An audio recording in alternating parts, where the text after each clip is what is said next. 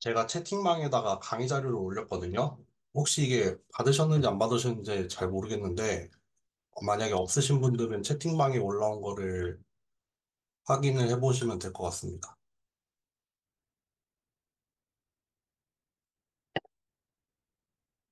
저는 채팅을 끄고 있겠습니다. 그러면은, 잠시만요.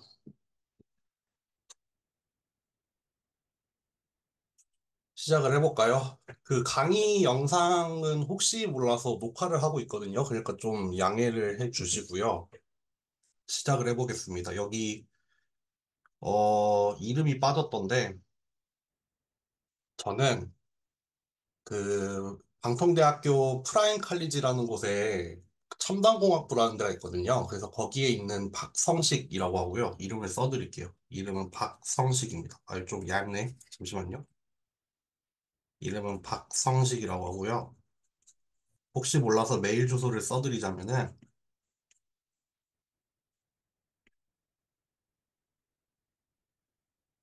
여기입니다. 혹시 뭐 여쭤보실 거 있으면 언제든지 메일로 물어보시면 되고요. 저희 파이썬 수업은 제가 알고 있기로 정재하 교수님 수업으로 알고 있는데 되게 인기도 많으시다고 들었어요. 정재하 교수님 수업 워낙 잘하셔가지고 되게 인기 많은 수업 중에 하나인데 제가 오늘 정재하 교수님을 대신해서 이렇게 출석 수업을 맡게 됐습니다. 네. 그래서 오늘 3시간 정도, 3시간을 다 채우려고 하지는 않을 거고요. 좀 여유 있게 끝내려고 하는데 한번 하는 거 봐서 진행을 해보겠습니다. 이 강의 자료가 총 제가 알기로 100페이지가 좀 넘는 걸로 알고 있는데, 그쵸? 104페이지까지 있네요. 근데 한 1시간에 그러면 3, 40페이지씩 해가지고 3시간에 나눠서 중간중간에 쉬어가면서 그렇게 진행을 하겠습니다. 네.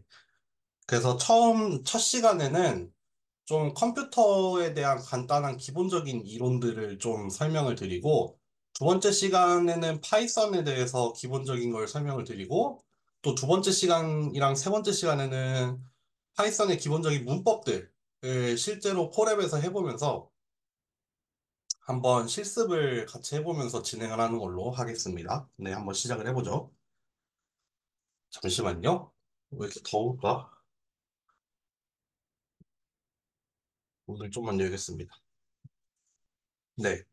그래서 최근에 파이썬을 여러분들이 많이 배우시려는 이유 중에 하나도 여러 가지 기술들이 새롭게 나오고 있죠. 특히 어떤 기술이 새롭게 등장을 했냐면 인공지능이 등장을 했습니다. 인공지능. 인공지능이라는 게 등장을 하면서 얘가 가지고 있는 대표적인 어떤 능력 중에 하나가 여기에다가 데이터를 넣으면은 얘가 스스로 학습을 할 수 있게 되었더라라고 얘기를 하죠. 그래서 저희 컴퓨터과학과에서 그쵸. 그 인공지능이라는 게 결국에는 컴퓨터 과학에서 시작이 되었고, 그러다 보니까 여러분들 나중에 전공 수업 많이 올라가시면은 뭐 머신러닝이나 인공지능 수업도 사실 컴퓨터 공학과에서 많이 열리잖아요. 그래서 이 인공지능이라는 게 새롭게 나오면서 특히 거기에서 나오는 학습이라는 개념, 기계 학습이라는 개념을 통해서 우리는 이제 데이터만 있으면 우리가 원하는 일을 할 수 있게 된 거죠. 뭐, 예를 들어볼까요? 요즘에 그 라지 랭귀지 모델, 그 GPT 같은 그 큰 언어 모델 같은 경우에는 막 인터넷에 있는 여러 가지 그 텍스트들을 읽고 학습을 하잖아요. 그런 것처럼 우리는 이제 데이터만 있으면은 우리가 원하는 거를 해낼 수 있게 됐습니다. 그러다 보니까 이제 뭐 어디로 중요성이 이동하기도 했느냐? 데이터로도 중요성이 이동하기도 했죠. 왜냐하면 우리가 데이터만 잘 가지고 있어서 얘를 어떤 인공지능 모델에다가 잘 학습만 시킬 수 있다고 하면은 우리가 원하는 일을 할 수 있으니까 이제 이런 것들이 중요해지게 됐습니다. 그리고 이렇게 데이터들을 뭐 모으고 데이터를 처리를 하고 인공지능 모델을 개발을 하고 학습을 시키고 하는 것들이 주로 파이썬에서 많이 이루어지고 있죠. 주로가 아니라 거의 우리가 특별히 어디 모델을 올려가지고 서비스를 할 게 아닌 이상은 주로 뭐 연구나 뭐 그 기술 개발 같은 것들이 다 파이썬에서 진행이 되기 때문에 파이썬이 그만큼 최근에 각광을 받고 있죠. 네. 그래서 여기 나오는 꼭지들 뭐 자율주행이니 사물 인터넷, 빅데이터, 그리고 뭐 가상 환경이라든지 이런 것들 다 결국에는 이런 맥락에서 이해를 할 수가 있겠습니다. 넘어가 볼게요.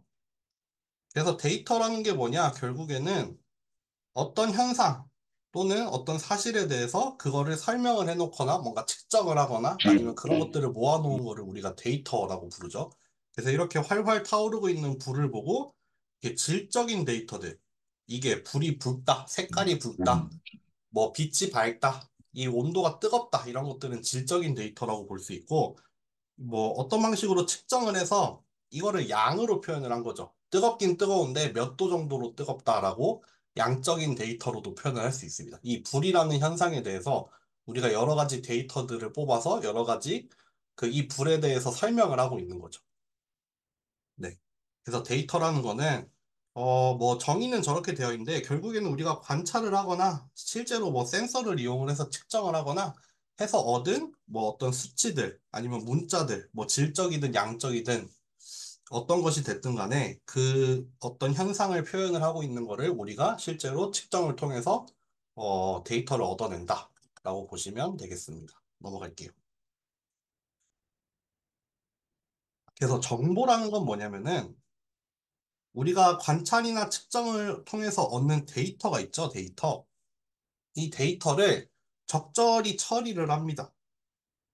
우리가 데이터만 가지고는 어떤 지식이라고 할 수 없죠. 그냥 뭐 기록이 되어 있는, 쌓여 있는 어떤 값들이 될 텐데, 그런 것들을 우리가 뭐 뒤에서 나오겠지만 정렬을 한다거나 아니면 뭐 군집화를 한다거나 해서 실제 문제, 실제 문제 해결에 도움이 되는 어떤 결과물 아니면 새로운 데이터, 이런 것들을 우리가 정보라고 부릅니다. 정보. 그래서 우리가 데이터로부터 적절한 과정을 거쳐서 어떠한 정보를 추출을 해내려는 거죠. 그리고 이거를 하게 해주는 게 결국에는 뭐다? 컴퓨터가 하는 일 중에 하나다. 데이터는 현상에 대한 관찰과 측정으로 생성이 되고요. 데이터는 그냥 기록이 된 사실이지만 이것만 가지고는 직접적으로 문제를 해결하는 데 도움을 주지는 못합니다. 그냥 데이터는 그냥 기록된 사실 그 자체니까 그거를 적절한 처리를 통해서 적절한 가공을 통해서 우리가 정보라는 걸로 변환을 해서 이 정보를 우리가 실제로 문제 해결에 사용을 하는데 도움을 얻게 되는 거죠. 그리고 잠시만요. 관찰이나 측정 이런 거는 넘어갈게요. 요거는 좀 얘기를 하면 좋겠네요. 요거. 이 데이터 중에서도 연속적으로 이루어져 있는 데이터가 있고 이렇게 뭐 몇 급 이런 것처럼 범주를 통해서 구분이 되어 있는 범주라고 하면은 영어로 표현하면은 카테고리가 되겠죠. 어떤 그 그룹 같은 거를 나눠서 그거에 해당이 되는 어떤 비슷한 애들끼리 모아서 범주를 하나씩 이루는 거. 그거를 우리가 범주적 데이터라고 하고, 이 몇 도라고 할 때 이 3,500이라는 숫자, 이런 것들은 그냥 값으로 연속적으로 표현이 되어 있잖아요. 그런 것들을 우리가 연속적인 데이터라고 합니다. 온도라는 게 딱 뭐 100도, 200도, 300도 이렇게 존재하는 게 아니라 이렇게 연속된 값으로 존재하기 때문에 그거를 연속적인 데이터라고 합니다.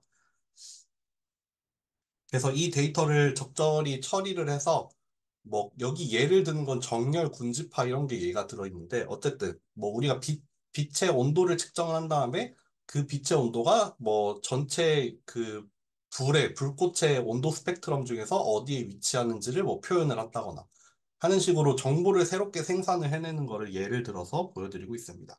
그래서 결국 중요한 건 이겁니다. 여기에 오기 위해서 했던 얘기입니다. 컴퓨터라는 게 등장을 하는데 컴퓨터라는 게 등장을 하는데 컴퓨터는 뭐냐면은 여기 키워드들이 하나씩 다 중요한 키워드들이에요. 보죠. 정의된 방법에 따라서 정의가 된 방법에 따라서 입력이 된 데이터를 입력이 된 데이터를 자동으로 처리를 해서 마지막으로 정보를 생산을 해내는 기계입니다. 네. 여기서 이제 입력된 데이터는 뭐 앞에서 얘기했던 그런 데이터들이 되겠죠. 그거를 정의된 방법으로 자동으로 처리를 합니다. 정의가 되어 있어야 합니다. 이게 결국에는 뭐겠어요? 우리가 이걸 정의하는 방법이 프로그래밍이죠. 컴퓨터는 사실 뭐 요즘 아무리 뭐 자율적으로 움직인다고는 하지만 그것도 사실 다 우리가 방법을 정의를 해놓은 거잖아요. 어떤 직접적으로 프로그래밍을 짜든 간접적으로 그 프로그램을 뭐 짜든 간에 결국에는 우리가 정의를 한 방법에 따라서 이 데이터를 자동적으로 처리를 해서 새로운 정보를 생산을 하는 그런 기계를 우리가 컴퓨터라고 부릅니다. 네. 그래서 이렇게 주어진 데이터를 우리가 얻고 싶은 어떤 정보로 변환을 해준다. 네. 그런 기계를 우리가 컴퓨터라 부른다. 정도로 생각을 하시면 되겠습니다.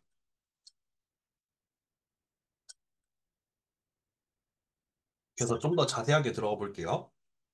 컴퓨터에서는 데이터를 표현을 하는데 데이터를 표현을 합니다. 컴퓨터 안에서 여러 가지 데이터들을 표현을 하는데 이 데이터들을 표현을 하는 가장 기본이 되는 게 뭐냐면은 비트예요, 비트. 비트란 거는 뭐 바이너리 디짓이라는 거를 줄여서 비트, 여기 비트라고 줄여서 얘기를 하는데 그냥 비트라고 기억을 해두시면 됩니다. 비트인데 1비트는 뭐냐면은 딱 두 가지 중에 하나예요. 불이 켜지거나 아니면은 꺼지거나 요거 둘 중에 하나로만 이루어져 있습니다. 1비트는 요 두 가지 경우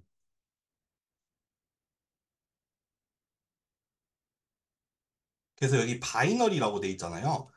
바이너리의 이 그 바이라고 하면은 그 둘 중에 하나라는 의미잖아요. 두 개 중에 뭐 이런 뜻인데 둘 중에 하나, 둘 중에 하나인 숫자여서 1 또는 0, 0 또는 1로만 표현이 되는 거를 우리가 비트라고 합니다. 예를 들어서 뭐 전구를 예를 들 수도 있고 아니면은 그 옛날에 봉화 같은 거를 예를 들 수 있겠죠. 봉화는 제가 정확히는 잘 모르지만 그 불을 켜냐 끄냐에 따라서 신호를 보낼 수 있잖아요. 그것처럼 이게 켜져 있냐 꺼져 있냐만 가지고 두 개만 가지고 표현을 하게 됩니다.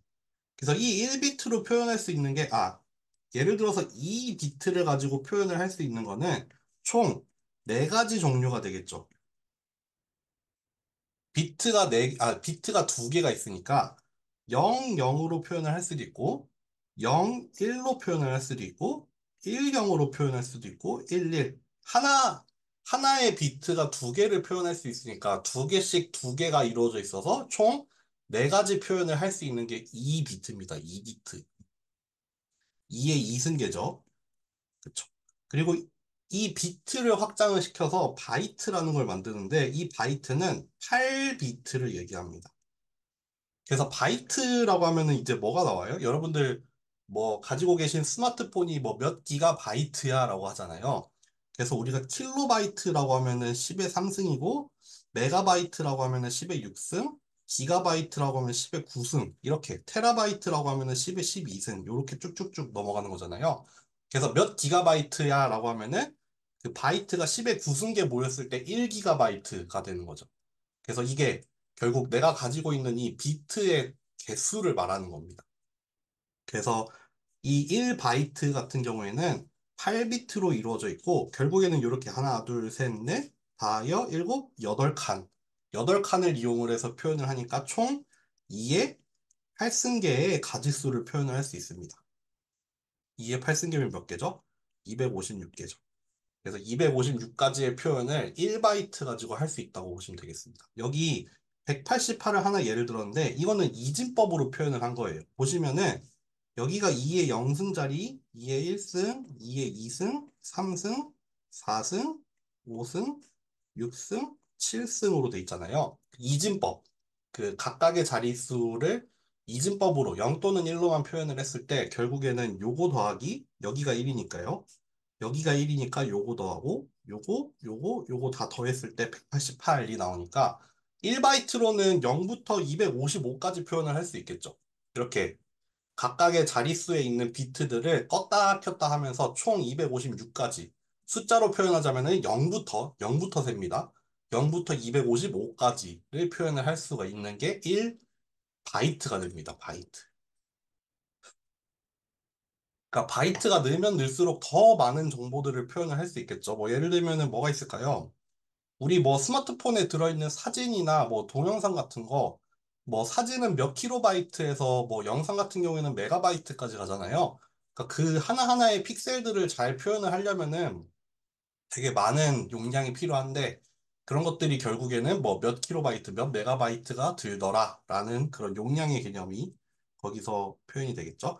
그래서 이렇게 이진법으로 나타내는 거는 요 트랜지스터라는 걸 이용을 하는데, 이게 결국에는 데이터를 표현하는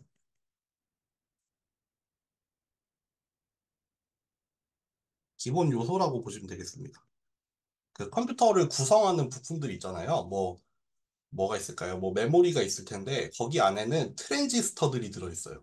이 트랜지스터들 하나하나가 이 이진법의 숫자를 표현을 하는 걸 담당을 하고 있다고 보시면 됩니다. 그래서 이 트랜지스터 하나가 크게 생기면 이렇게 생겼고, 사실 우리 컴퓨터 안에 들어가 있는 트랜지스터는 훨씬 작은 어떤 단위로 이루어져 있을 텐데, 그런 것들이 결국에는 데이터들을 실제로 뭐 저장을 하거나 기록을 하거나 표현을 하고 있다. 그것들을 담당하는 어떤 컴퓨터의 기본 요소 중에 하나가 트랜지스터다라고 보시면 되겠습니다. 넘어가 보겠습니다. 그래서 아까 연속이랑 뭐 범주랑 이런 얘기를 잠깐 했었는데, 우리가 아날로그랑 디지털을 구분을 하기도 합니다. 우리가 시계를 예를 들면은 이런 시계를 아날로그 시계라고 하죠. 왜 얘를 아날로그 시계라고 하냐면은 이 뭐 시침, 부침, 초침이 이렇게 막 이동을 하고 있죠. 이 숫자와 숫자 사이를 이렇게 연속적으로 변해가고 있기 때문에 지금이 딱 몇 분 몇 초야라고 얘기를 할 수 없고, 물론 가장 가까운 값으로 얘기를 할 수 있지만 그것들이 뭐 예를 들어서 여기가 뭘까요? 뭐 숫자 0, 1, 2, 3. 여기 3과 4 사이에 어디엔가 되게 애매하게 위치해 있다 치면은 그거는 특정 값으로 딱 나눠 떨어지는 게 아니라 어떤 연속적인 분포 안에서 어딘가에 위치해 있는 그런 값이 되겠죠. 그러니까 그런 연속적인 물리량으로 표현이 돼 있는 거를 우리가 아날로그라고 부릅니다. 요런 걸 아날로그라고 부릅니다. 반면에 디지털이라고 부르면은 뭐냐면은 이산적으로 표현을 한 거예요. 이산적으로. 이산이라고 하면은 뭐냐면은 분절되어 있는 걸 얘기하는 거예요. 예를 들면 아까 1바이트 같은 경우에도 숫자를 표현하라고 하면은 0부터 255까지 표현을 하는데 이렇게 뚝뚝 끊어져 있잖아요. 정수로. 일씩 끊어져 있기 때문에 0과 1 사이의 값을 이렇게 디지털로 표현하려면은 뭔가 근사적인 방법을 이용을 해서 더 잘게 쪼갠다거나 해야 되거든요. 그러니까 결국 하고 싶은 얘기가 뭐냐면은 이산적인 값 같은 경우에는 딱 이렇게 끊어져 있는 그 값들로만 표현을 할 수 있습니다. 그래서 여기 이렇게 연속적인 그래프가 아날로그 그래프가 이렇게 있다 치면은 얘를 디지털화라고 할게요.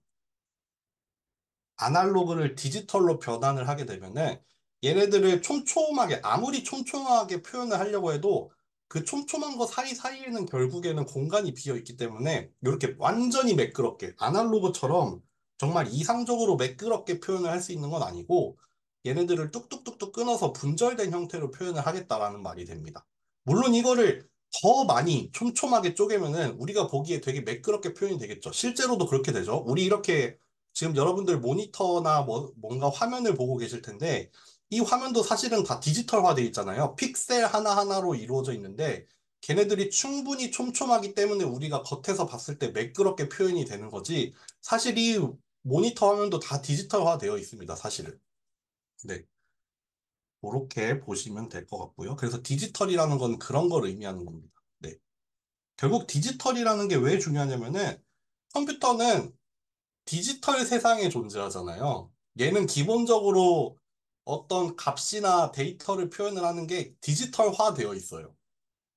그렇기 때문에 컴퓨터라는 거, 컴퓨터라는 거에서 처리를 하기 위해서는 반드시 디지털화를 해서 어떤 걸 표현을 해야 됩니다. 네, 넘어가 보겠습니다.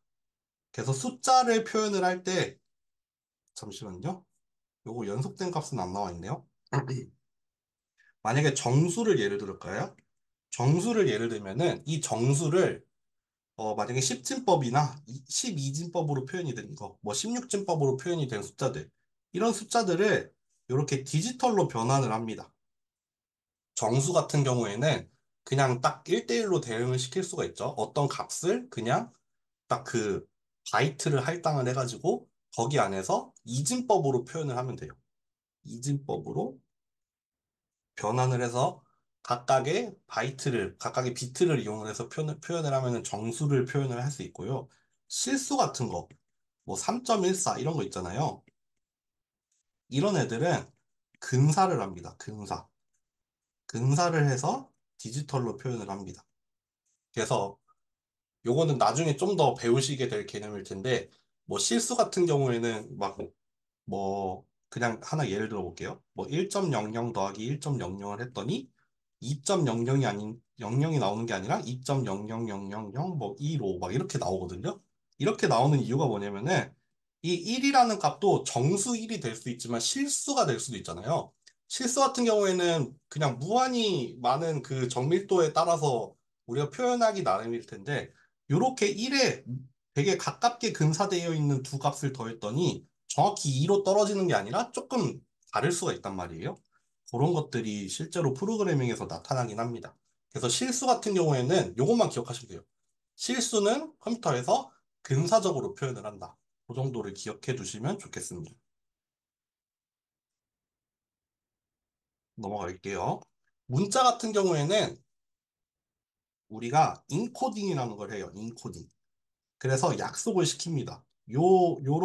왜냐하면 뭐 문자, 뭐 알파벳이나 한글 같은 경우에는 거기에 수라는 개념이 없잖아요. 그러니까 우리가 그냥 약속을 합니다. 약속. 약속을 해서 뭐 A는 여기에 대응시킬 거야. 뭐 소문자 D는 어디에 대응을 시킬 거야. 라고 약속을 해놓은 체계를 우리가 인코딩이라고 하는데 여러분들 가끔씩 막 파일 이름 깨질 때 있잖아요. 뭐, 파일 이름이 막, 분명히 이거 한글인데 막 되게 이상한 막 글씨로 나오거나 아니면은 뭐, 홈페이지 같은 데서도 원래는 막 제대로 돼 있어야 되는데 막 글씨가 깨지는 경우 있잖아요. 그런 경우에 인코딩이 틀린 경우가 많아요. 왜냐면은 컴퓨터에는 이렇게 저장이 되어 있을 거고, 이거를 우리가 보는 문자로 표현을 하려면은 인코딩을 통해서 다시 문자로 변환을 해야 될 텐데, 애초에 얘네들이 표현이 된 그 인코딩 체계 말고 우리가 다른 약속으로 해석을 하면은 이 같은 값이어도 다른 문자로 변환이 될 수 있단 말이에요. 그런 경우에 글이 깨지는 겁니다. 그래서 우리가 이 데이터를 저장을 할 때 사용을 했던 그 적절한 인코딩 체계를 써서 다시 해석을 해야지 우리가 원래 표현하려고 했던 그 문자가 나올 수가 있는 거겠죠. 인코딩이라고 한다는 거, 요거를 좀 기억해 두시면 좋겠습니다. 예를 들면은 아스키 코드.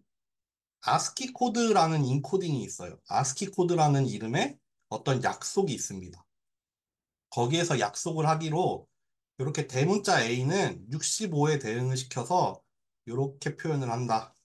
뭐 소문자 D는 100에다가 대응을 시켜서 이렇게 표현을 할 거다라고 약속을 해놓은 표가 있습니다. 실제로. 실제로 이런 표가 있습니다. 그래서 아스키라는 것도 있고 여러분들 들어보셨는지 모르겠지만 뭐 유니코드 이런 것들 있잖아요. 그런 것들이 이제 인코딩 체계의 예다라고 보시면 되겠습니다.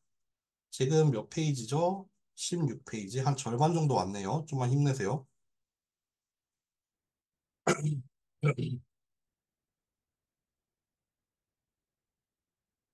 그래서 컴퓨터는 이게 좀 중요한 게 아까 컴퓨터의 정의에서도 살짝 나왔었는데 컴퓨터는 이 정보를 처리하기 위한 방법이나 과정을 스스로 결정을 할 수가 없어요. 요새 스스로 결정한다고 하지만 그것 역시도 사실 사람들이 간접적으로 다 정의를 해 놓은 방법을 따라가는 거죠.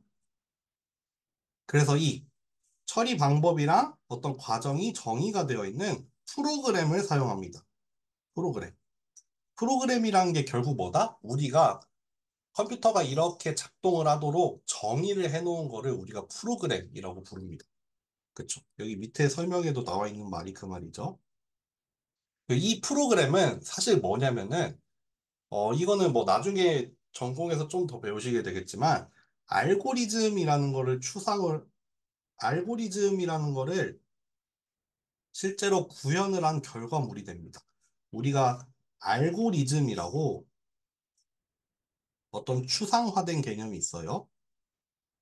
이거를 실제로 구현, 내지는 실현을 해놓은 게 뭐다? 프로그램입니다. 그래서 컴퓨터 전공 수업 듣다 보면은 알고리즘이라는 수업이 나오잖아요. 왜냐하면은 알고리즘에서는 이런 얘기를 해줄 거예요. 이렇게 이렇게 데이터가 들어왔을 때 요런 과정을 거쳐서 이런 출력을 만들어 봐. 뭐 이런 것들을 기술을 해놓은 거가 알고리즘이거든요. 그래서 그 알고리즘을 통해서 우리가 실제 문제를 해결을 할 수 있는데 그 알고리즘을 실제로 구현할 수 있도록 컴퓨터에다가 실현을 해놓은 거를 우리가 프로그램이라고 부르기 때문에 기본적으로 알고리즘에 대한 이해도 여러분들이 어느 정도는 하고 계셔야 됩니다. 네.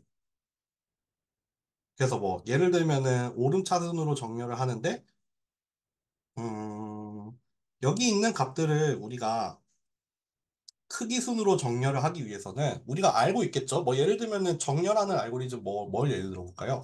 뭐 여기 있는 값들을 보고서 제일 작은 값을 먼저 정렬을 하고 얘를 제외를 하고 남아있는 값들 중에서 또 제일 작은 값을 정렬을 하고 또 얘를 정렬을 해서 9를 빼먹었네요. 이런 식으로 우리가 여기 들어있는 카드들을 오름차순으로 정렬을 하는 알고리즘을 생각할 수 있어요. 뭐, 전체 카드를 보고 그 중에 가장 작은 값을 저장을 해놓고 그걸 제외하고 다시 똑같은 과정을 반복을 해라. 이런 식으로. 그런 식으로 우리가 알고리즘을 통해서 정렬이라는 문제를 해결하는 과정을 추상화해서 표현을 할 수가 있습니다. 근데 이거 사람은 되게 간단하게 하죠. 네. 그래서 여기도 나와 있네요. 알고리즘이란 무엇이냐? 문제를 풀기 위해서 단계적인 절차를 체계적인 형태로 기술을 한 것. 뭐 예를 들면은 이렇게 순서도로 표현을 할 수 있죠.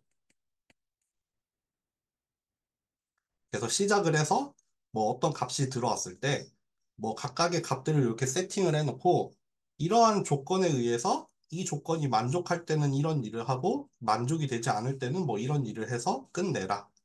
뭐 이런 식으로 추상화돼서 표현을 해놓은 거. 그래서 여기에는 사실 뭐가 들어있냐면은 명령어가 들어있습니다. 명령어. 컴퓨터가 이해할 수 있는 명령들이 들어있어요. 예를 들면은 뭐 입력을 받아라. 뭐 이런 값들을 대입을 해라. 조건을 만들어 봐라. 그래서 뭐 출력을 해라. 이런 것들이 컴퓨터에게 하나씩 지시를 하는 어떤 명령이 되거든요. 그래서 이렇게 우리가 문제를 해결하는 알고리즘을 짜고 그 알고리즘을 따라서 이 각각의 명령에 해당이 되는 것들을 프로그래밍에 구현을 하면 됩니다. 네. 그런 관계를 가지고 있다고 보시면 될 거예요. 그래서 프로그래밍 언어는 잠시만요.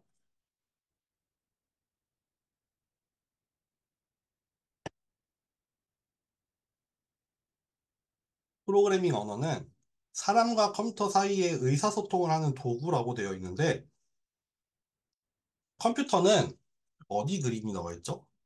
잠시만요. 컴퓨터는 컴퓨터가 이해할 수 있는 언어가 있습니다. 컴퓨터의 언어가 있습니다.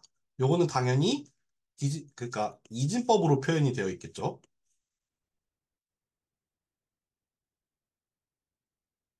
뭐 예를 들면은 뭐 여기에다가 뭐 여기 메모리에다가 어떤 값을 저장을 해라. 뭐 여기 메모리에다가는 저런 값을 저장을 해라. 두 메모리에 있는 값을 불러와서 더해서 새롭게 여기에 저장을 해라. 이런 식의 기본이 되는 그 단위가 되는 그런 명령어들이 이진법으로 표현이 되어 있는데 우리가 컴퓨터한테 지시를 할 때 이진법으로 할 수는 없어요. 사람이 그러한 명령어들을 그렇게 이진법으로 직접 코드를 짜기는 어렵단 말이죠. 직접 컴퓨터한테 지시를 하는데 우리가 이진법으로 할 수는 없어요. 그게 아니라 우리는 사람도 이해할 수 있고 컴퓨터도 이해할 수 있는 어떤 중간적인 그런 언어들을 개발을 해 왔어요. 그래서 이 프로그래밍 언어라는 거는 사람이랑 컴퓨터 사이에 의사소통을 할 수 있는 어떤 중간 다리예요. 나도 이해할 수 있고 컴퓨터도 이해할 수 있는 어떤 공통의 언어. 그래서 이 언어를 통해서 결국에는 컴퓨터가 이해할 수 있는 최종적인 이런 언어로 변환을 하게 됩니다. 원래 우리가 서로 이해할 수 있는 프로그래밍 언어에서 한번 변환을 해가지고 사용을 하게 되는데 여기 나와 있죠. 여기 왼쪽으로 갈수록 컴퓨터의 언어예요. 여기 오른쪽으로 올수록 사람의 언어라고 보시면 됩니다. 그래서 여러 세대를 거치면서 여러 가지 언어들이 나왔고, 사실 1세대, 2세대 언어라고 해서 지금 사용이 안 되는 게 아니라 지금도 사용이 되고 있어요. 왜냐하면 어떤 맥락에서 얘네들이 필요한 경우가 있기 때문에 그러한데, 그래서 맨 처음에는 기계어가 있었고, 0 또는 1로 표현이 되어 있는 기계어. 그리고 그 기계어에 거의 1대1로 대응을 시켜놓은 정도. 그냥 요 이진법 요 구문을 그냥 명령어로 대체를 해놓은 그런 수준의 어셈블리어라는 게 있는데 얘네 두 가지는 되게 로우 레벨의 되게 그 낮은 층의 언어라고 얘기를 하고 이게 점점 사람에 가까워지면서 대표적으로 우리가 배우고 있는 파이썬이라던가 C라던가 자바 같은 거 이게 좀 더 이제 사람이 이해할 수 있는 고급 언어가 되었고 완전 그냥 뭐랄까요?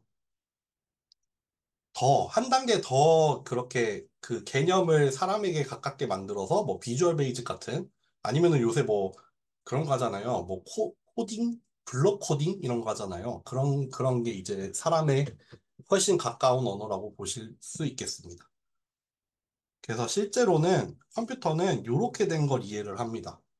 저렇게 된 걸 보고 동작을 하는데 적어도 3세대에 와 있는 이 파이썬이라는 언어를 보면은 우리가 어느 정도 눈으로 보고 물론 지금은 이게 무슨 말인지 모르겠지만 아까 나와 있던 그 요거 요거 요거를 해놓은 거거든요. 근데 어찌 됐던 간에 그거를 우리가 어쨌든 사람이 이해할 수 있고 눈으로도 볼 수 있고 뭔가 뭐 직접 코드를 짤 수도 있고 수정을 할 수도 있고 하는 수준으로 우리가 만들어 놓은 거를 이렇게 볼 수가 있습니다. 그래서 아까 잠깐 말씀드렸지만 이 프로그램 컴퓨터는 기계어로만 실행을 할 수밖에 없기 때문에 그쵸.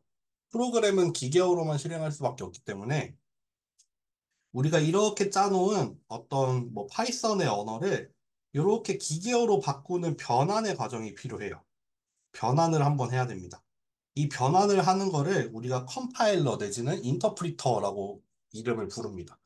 그래서 저렇게 우리가 어떤 문법에 따라서 잘 작성을 해놓은 저 프로그램을 컴퓨터가 이해할 수 있는 언어로 바꿔주는 일종의 통역사가 되겠죠. 그런 애들이 여기 컴퓨터 프로그램 안에 존재합니다. 네. 그래서 요거 이름 많이 들어보셨을 거예요. 컴파일러 내지는 인터프리터. 넘어가겠습니다. 그래서 뭐 컴퓨터의 구성 요소 나오는데 이건 뭐 다들 아실 거라고 뭐 그런 얘기가 있죠. 우스갯소리로. 컴퓨터가 고장났을 때 발로 찰 수 있으면 하드웨어고 발로 못 차면은 소프트웨어다라는 얘기를 하죠. 그렇게 실제로 뭐 물리적으로 구성이 되어 있는 걸 우리가 하드웨어라고 하고 그 컴퓨터 안에 뭐 프로그램 같은 것들을 우리가 소프트웨어라고 합니다. 간단하냐? 간단하지 않냐? 그런 뜻이 되겠죠. 하드웨어는 뭐 그 자기들이 하고 있는 역할에 따라서 입력 장치, 우리가 뭐 키보드, 마우스 같은 입력 장치, 기억을 하고 저장을 하는 장치, 뭐 제어를 하고 연산을 하는 뭐 CPU 같은 아이들, 그리고 다시 그 결과를 출력을 해주는, 보여주는 뭐 모니터나 프린터 같은 그런 출력 장치들이 있습니다. 넘어가겠습니다. 그래서 소프트웨어는 뭐 여러분들 요거는 그냥 읽어보시면 될 것 같습니다. 넘어갈게요. 그래서 입력 장치는 결국에는 사람이 어떤 원하는 그런 명령이나 값들을 이진법으로 변환을 해서, 이진수로 변환을 해서 디지털화를 해서 넘겨주는 게 입력 장치가 되겠죠. 그래서 키보드는 키보드대로 어떤 키가 눌렸는지를 이제 디지털화 해가지고 컴퓨터에 넘겨줄 거고, 마우스는 뭐 지금 포인터가 어디에 위치했으면 좋겠는지 그런 것들을 디지털화를 해주겠죠. 그 출력 장치도 역시 뭐 처리 결과를 출력 장치 같은 경우에는 디지털화되어 있는 어떤 값들을 우리가 실제로 인식할 수 있는 형태로 바꿔주겠죠. 예를 들면 모니터 같은 거. 원래는 디지털화되어 있는 값을 그, 여기 그 각각의 픽셀에 들어있는 어떤 밝기나 색깔 같은 걸로 변환을 해서 우리가 시각적으로 인식을 하게 해주는 거죠. 그런 식으로 컴퓨터의 결과를 출력을 받는 장치들도 있을 거고요. 잠시만요. 제가 어디까지 하고 쉬려고 하냐면은 42페이지까지 하고 쉬려고 하고 있거든요. 그러니까 조금만 더 힘을 내봅시다. 네. 지금 몇 페이지냐면은 30페이지 하고 있습니다. 30페이지. 네. 그래서 출력 장치들의 예를 이렇게 보여주고 있고요. 잠시만요. 한 번만 봅시다. 네. 끝나갑니다. 일단 첫 번째 시간. 우리가 기억 장치에는 두 가지 종류가 있죠. 두 가지 종류가 있습니다. 우리가 뭐 주기억 장치라고 되어 있고 보조기억 장치라고 되어 있는데 주기억 장치 같은 경우에는 뭐냐면은 접근 속도도 되게 빠르고 대신에 용량은 좀 작고 제조가가 좀 높은 편입니다. 요거는 우리가 컴퓨터에서 주된 역할을 하는 그런 그 기억, 주된 기억을 담당을 하는 그런 장치들이 됐고요. 여기에는 크게 두 가지 종류가 있는데, 롬이랑 램이라는 애가 있어요. 그래서 롬이라는 주기억 장치는 전원이 내려가면 기억 내용을 보존을 할 수가 있어요. 근데 램이라는 애는 전원이 내려가면은 모든 내용이 날아가 버립니다. 그래서 이렇게 큰 두 가지 특징을 갖고 있는 주 기억 장치가 있고, 보조 기억 장치 같은 경우에는 예를 들면 여러분들 USB 같은 거 있잖아요. 그런 것들은 컴퓨터 안에 들어있는 주 기억 장치보다는 속도가 느려요. 대신에 용량은 되게 커요. 그러니까 우리가 보조적으로 사용을 하죠. 그리고 단가는 좀 낮은 편입니다. 그쵸? 용량이 크고 값이 좀 싸야지 우리가 보조적으로 사용을 할 수가 있겠죠. 네, 요거 역시도 전원이 USB 같은 거 빼도 저장돼 있잖아요. 그쵸? 그렇기 때문에 보조기억 장치는 그런 특징을 갖습니다. 그래서 롬도 있고 얘는 기억을 하는 애, 기억을 못 하는 애, 그리고 보조적으로 저장을 하는 애들 뭐 그런 것들이 있습니다. 그리고 이제 제어랑 연산을 하는 아이는 대표적으로 CPU가 있죠. 그래서 CPU에서 실제 뭐 우리 그 뇌에 해당이 된다고 하죠. 실제로 뭐 여러 가지 연산을 하고 실제 명령을 수행을 하고 하는 그런 역할을 하는 아이를 우리가 CPU라고 부릅니다. 네. 요 좀 자세한 얘기는 나중에 좀 더 배우실 일이 있을 거예요. 소프트웨어는 뭐 그냥 읽어보자면은 어떻게 동작을 하는지 그 절차 같은 거를 모아놓은 어떤 명령어 집합이라고 하네요. 그래서 소프트웨어는 요거는 좀 보고 넘어갑시다. 아까 얘기했던 컴파일러가 있어요. 컴파일러가 있어서 이 컴파일러라는 전공 수업도 있잖아요. 때로는. 그래서 컴파일러에서는 뭘 하냐면은 언어를 번역하는 프로그램이죠. 얘도 프로그램은 프로그램입니다. 근데 그 프로그램이 뭘 하는 프로그램이냐? 프로그램을 만들어주는 프로그램이죠. 그래서 사람이 작성해 놓은 코드를 번역을 해서 새로운 프로그램을 만들어주는 프로그램을 우리가 컴파일러라고 부르고요. 그리고 여기 좀 특별한 형태의 소프트웨어 중에 하나가 뭐냐면 운영체제라는 게 있습니다. 사용자가 실제로 컴퓨터를 운영하고 관리하고 사용할 수 있게 하드웨어를 제어하는 소프트웨어예요. 그래서 우리가 뭐 윈도우 아니면 맥 같은 경우에는 맥OS 같은 게 대표적인 운영체제죠. 아니면 리눅스도 있을 거고, 뭐 유닉스 이런 것도 있죠. 그런 것들이 결국 뭐냐면은 기본 바탕을 이루고 있잖아요. 그래서 여기 위에서 프로그램을 실행을 하면은 그 프로그램에서 원하는 어떤 하드웨어와의 그런 상호작용을 운영체제가 다 관리를 해줘서 뭐 우리한테 메모리를 이만큼 줘라고 하면은 그만큼 메모리를 갖다 주고 뭐 이런 명령을 뭐 CPU 상에서 실행을 해줘라고 하면은 CPU에서 그거를 실행을 해주고 그렇게 그 소프트웨어랑 하드웨어 내지는 사람이랑 컴퓨터 사이에 그 둘 사이를 매개를 하고 있는 어떤 바탕이 되는 프로그램 얘도 프로그램입니다. 그래서 얘를 우리가 운영체제라고 부릅니다. 네. 그래서 이제 그거 빼고 이제 나머지 기타 우리가 알고 있는 기본적인 프로그램들을 우리가 유틸리티라고 부르죠. 예를 들면은 뭐 줌, 뭐 카톡 이런 거 다 유틸리티라고 보실 수가 있겠습니다. 넘어가겠습니다. 네. 요 운영체제 얘기 이미 나왔는데 결국에는 둘 사이를 매개를 하고 있는 거다. 그래서 뭐 명령어라던가 아니면 하드웨어와의 상호작용이라던가 이런 것들을 관리를 하고 아니면은 막 프로그램이 막 여러 개가 돌아가고 있는데 걔네들이 사용하고 있는 뭐 메모리에 구역을 할당을 해준다거나 CPU를 뭐 스케줄을 잘 짜가지고 뭐 지금은 요거 실행하고 그 다음에는 요거 하고 이런 식으로 매니지를 해준다거나 하는 그런 개념이 운영체제가 되겠습니다. 아, 여기 다 자세하게 나와 있네요. 그 사용자 인터페이스를 담당하기도 하고, 프로그램들을 관리하기도 하고, 실행이 되고 있는 프로그램, 네트워크를 처리하기도 하고, 기억이나 입출력 장치를 관리하기도 합니다. 그래서 사용자 인터페이스라고 하면은 우리가 이렇게 마우스를 가지고 이용을 할 수 있는 그래픽 인터페이스가 있고, 그게 아니라 그냥 타이핑을 통해서 할 수 있는 뭐 콘솔 내지는 커맨드 라인 인터페이스라는 게 있습니다. 그래서 이런 인터페이스, 결국에는 이 인터페이스를 통해서 우리가 컴퓨터하고 상호작용을 하잖아요. 그런 거를 운영체제에서 관리를 하고, 마찬가지로 프로세스, 실행이 되고 있는 프로그램들을 관리를 하고요. 그리고 네트워크도 일종의 입출력 장치잖아요. 그래서 네트워크를 관리를 하기도 하고, 그래서 기억 장치, 저장 장치, 그리고 뭐, 그 CPU에서 일어나는 일들, 이런 거를 다 중재를 하고 있는 아이입니다. 네. 여기까지 하고 지금 9시 40분이니까 10분만 쉬고 9시 50분부터 다시 하겠습니다. 가볼까요?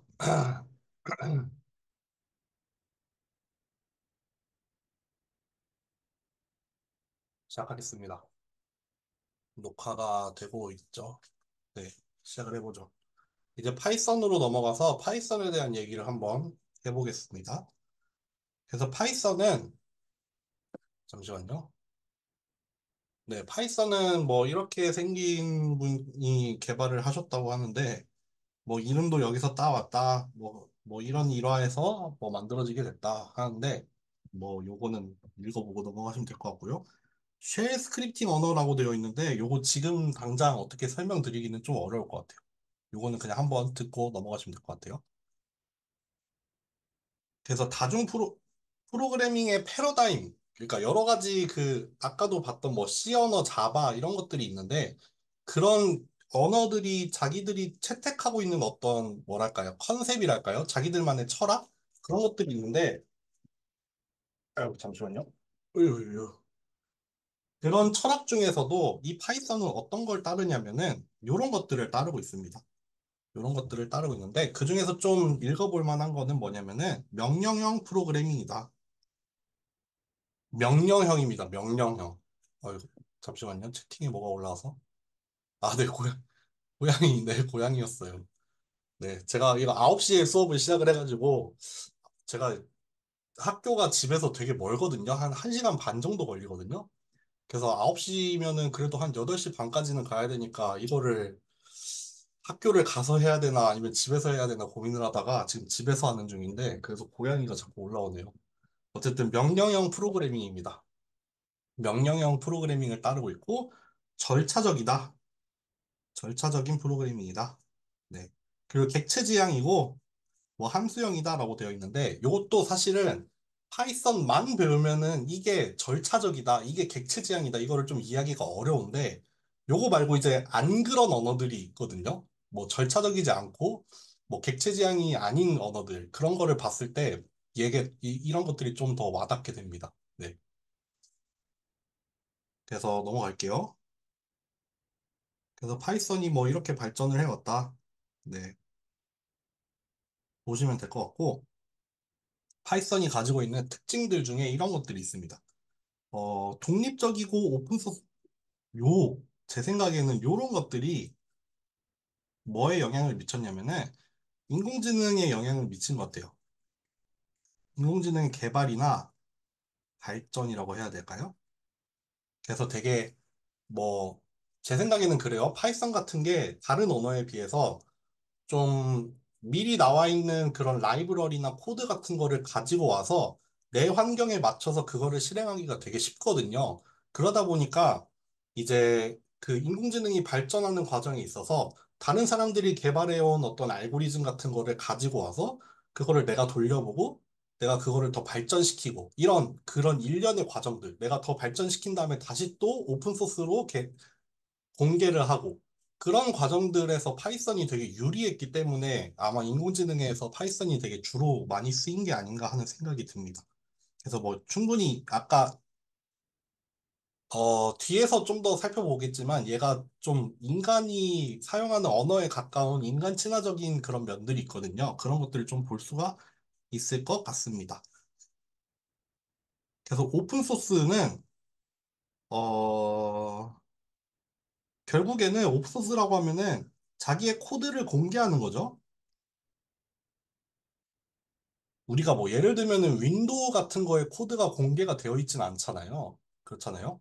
근데 이제 오픈 소스라고 하면은 코드를 모두한테 공개를 해서 누구나 여기에 참여를 해서 누구나 뭐 이런 문제를 개선하는 데 기여를 할 수 있게 하는 걸 오픈 소스라고 하는데 파이썬이 대표적인 오픈 소스 중에 하나입니다. 그래서 누구나 여기에 참여를 해서 누구나 개발을 할 수 있고 누구나 기여를 할 수 있다는 거.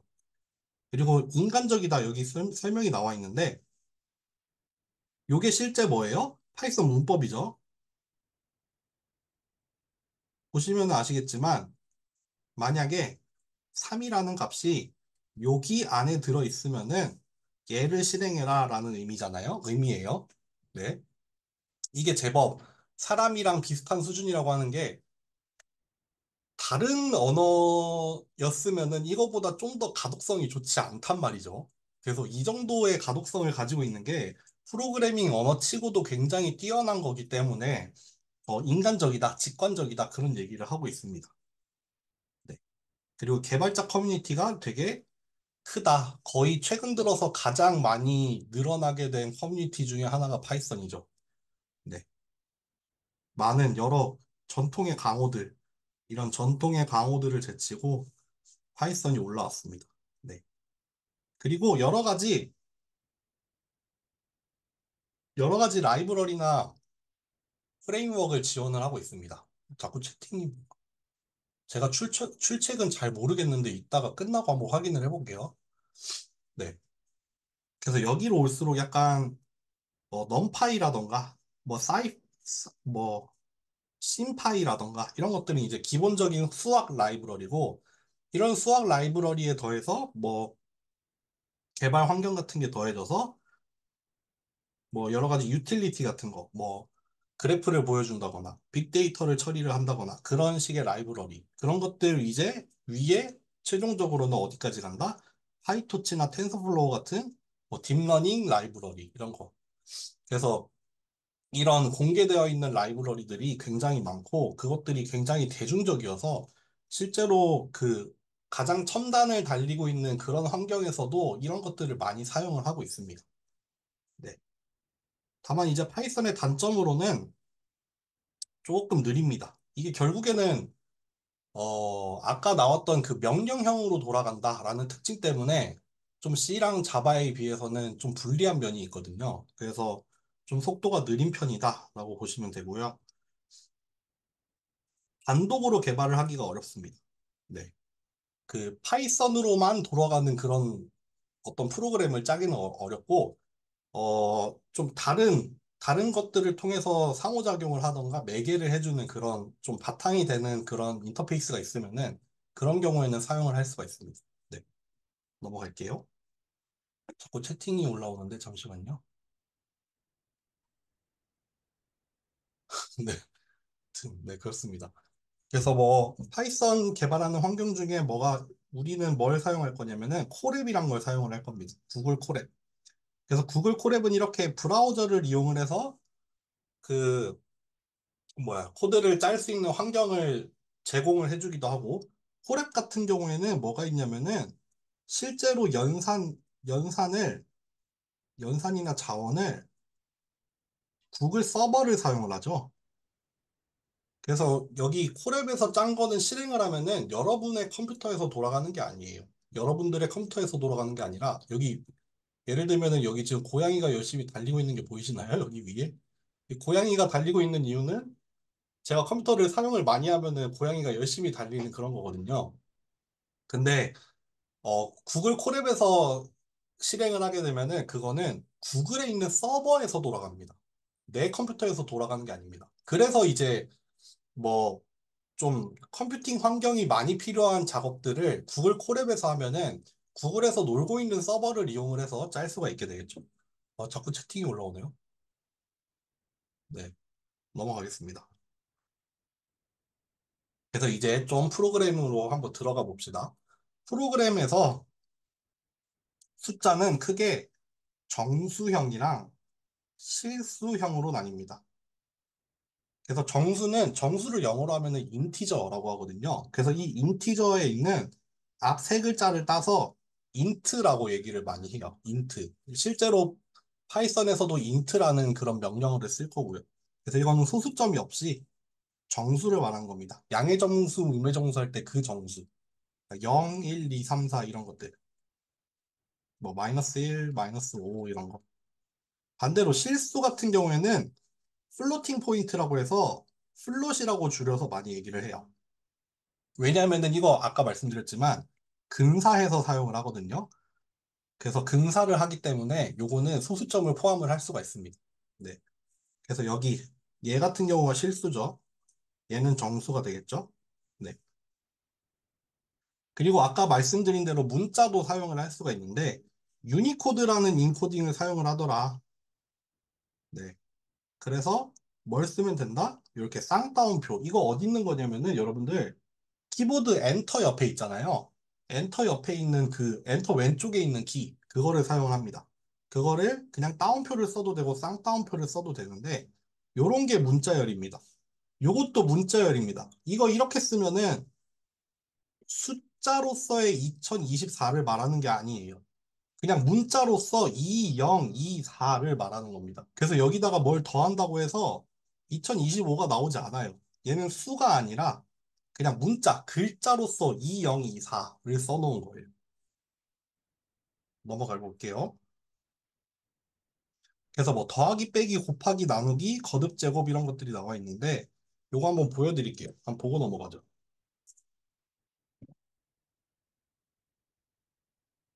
좀만 확대를 할까요? 확대를 해볼게요. 확대 어디 있지? 어떻게 하더라? 됐다. 왜 이래? 이렇게 콜앱에 들어와서 제가 새로운 파일을 하나 열어놨거든요. 뭐 새로운 파일 여기서도 할 수 있어요. 파일에 여기 새 노트 하시면은 이렇게 텅텅 비어 있는 코드가 하나 뜨실 텐데요. 여기 텅텅 비어 있는 거에서 여기 코드 플러스 코드 여기 돼 있잖아요. 이렇게 하면은 블록을 하나 줍니다. 셀을 하나 줘요. 셀. 그래서 여기다가 코드를 짜면 돼요. 여기다가 코드를 짜시면 되는데 뭘 해볼 거냐면은 요런 걸 한번 해볼게요. 3.141592라는 거를 지금 요렇게 쓰고 있는 거는 나중에 뒤에서 다시 나올 거예요. 얘를 한번 출력을 해보겠습니다. 지금 따라 하셔도 되고 안 하셔도 되는데 따라 안 하실 거라고 생각하고 그냥 썼어요. 여기 요거 있죠, 요거. 요거를 통해서 실행을 하면은 요 블럭을 실행을 해서 그 결과가 여기 밑에 뿅 나와요. 여기 뭐 백엔드에 연결 중이고 구글 서버에 연결해서 이렇게 나옵니다. 지금 제가 뭐 변수를 하나 만들었는데 거기에다가 3.141592라는 값을 넣어서 걔를 실제로 프린트를 해보고 이 x라는 거의 타입을 봤어요. 타입을 봤더니 플롯이라 돼 있죠. 얘는 실수입니다. 실수. 그게 아니라 얘를 3000이라고 넣으면은 얘를 실행을 뿅 해보면은 얘는 인티저죠. 얘는 인티저입니다. 여기에 점 0만 찍어도 얘가 실수로 바뀝니다. 플롯으로 바뀌어요. 이렇게 되고요. 문자열을 한번 해볼게요. 쌍따옴표를 해서 hello 한번 써보겠습니다. 그래서 프린트를 쭉 하면은 여기 str이라고 돼 있죠.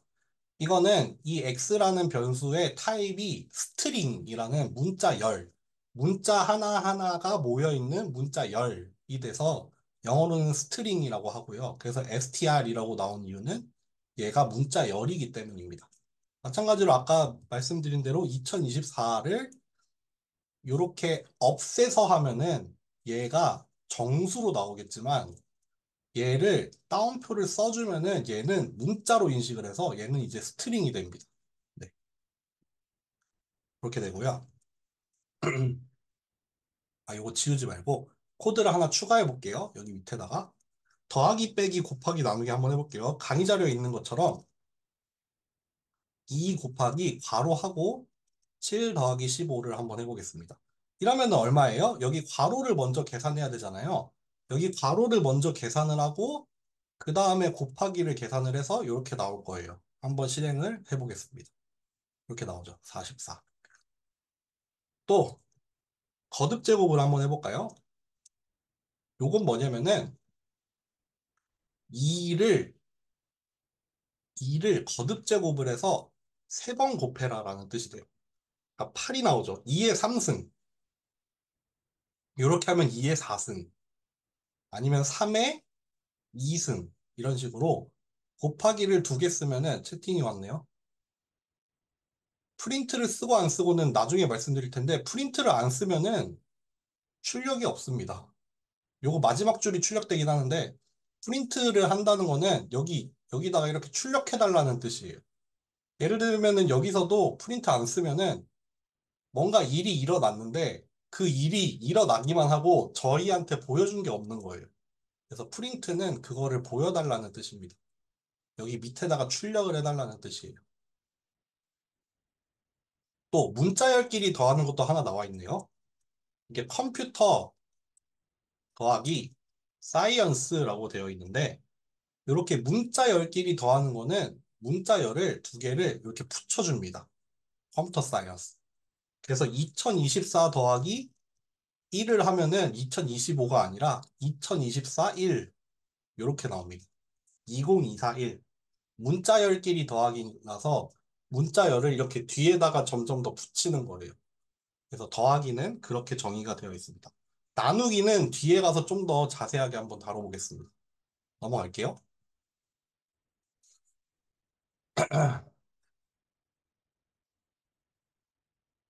넘어가 보겠습니다. 그래서 프린트라는 걸 했는데 프린트가 결국 무슨 일이 일어났냐면은 프린트라는 함수를 쓴 거예요. 프린트라는 이름에 함수를 하나 썼습니다. 함수를 썼다는 이 말이 무슨 말이냐면은 이렇게 프린트라고 한 다음에 이렇게 괄호를 하나 쳤어요. 프린트 하고서 괄호를 쳤어요. 그래서 이 프린트라는 함수에다가 여기 안에 들어있는 입력을 이렇게 던져준 거예요. 그러니까 결국 뭐냐면은 프린트 이거는 뭐냐면은 괄호 안에 들어있는 거를 화면에 출력해달라는 말이에요. 괄호 안에 들어있는 걸 화면에다가 출력해줘. 아, 여기 프린트라고 한 다음에 여기 괄호를 쓰고 헬로 월드라고 한 이유는 이 헬로 월드라는 문자열을 이 문자열을 출력을 해달라는 말이에요. 네. 그래서 프린트가 대표적인 함수입니다. 함수. 함수라고 하면 뭐냐면은 어떤 작업을 수행을 하는 잠시만요. 문 좀 닫고 올게요. 시끄럽네.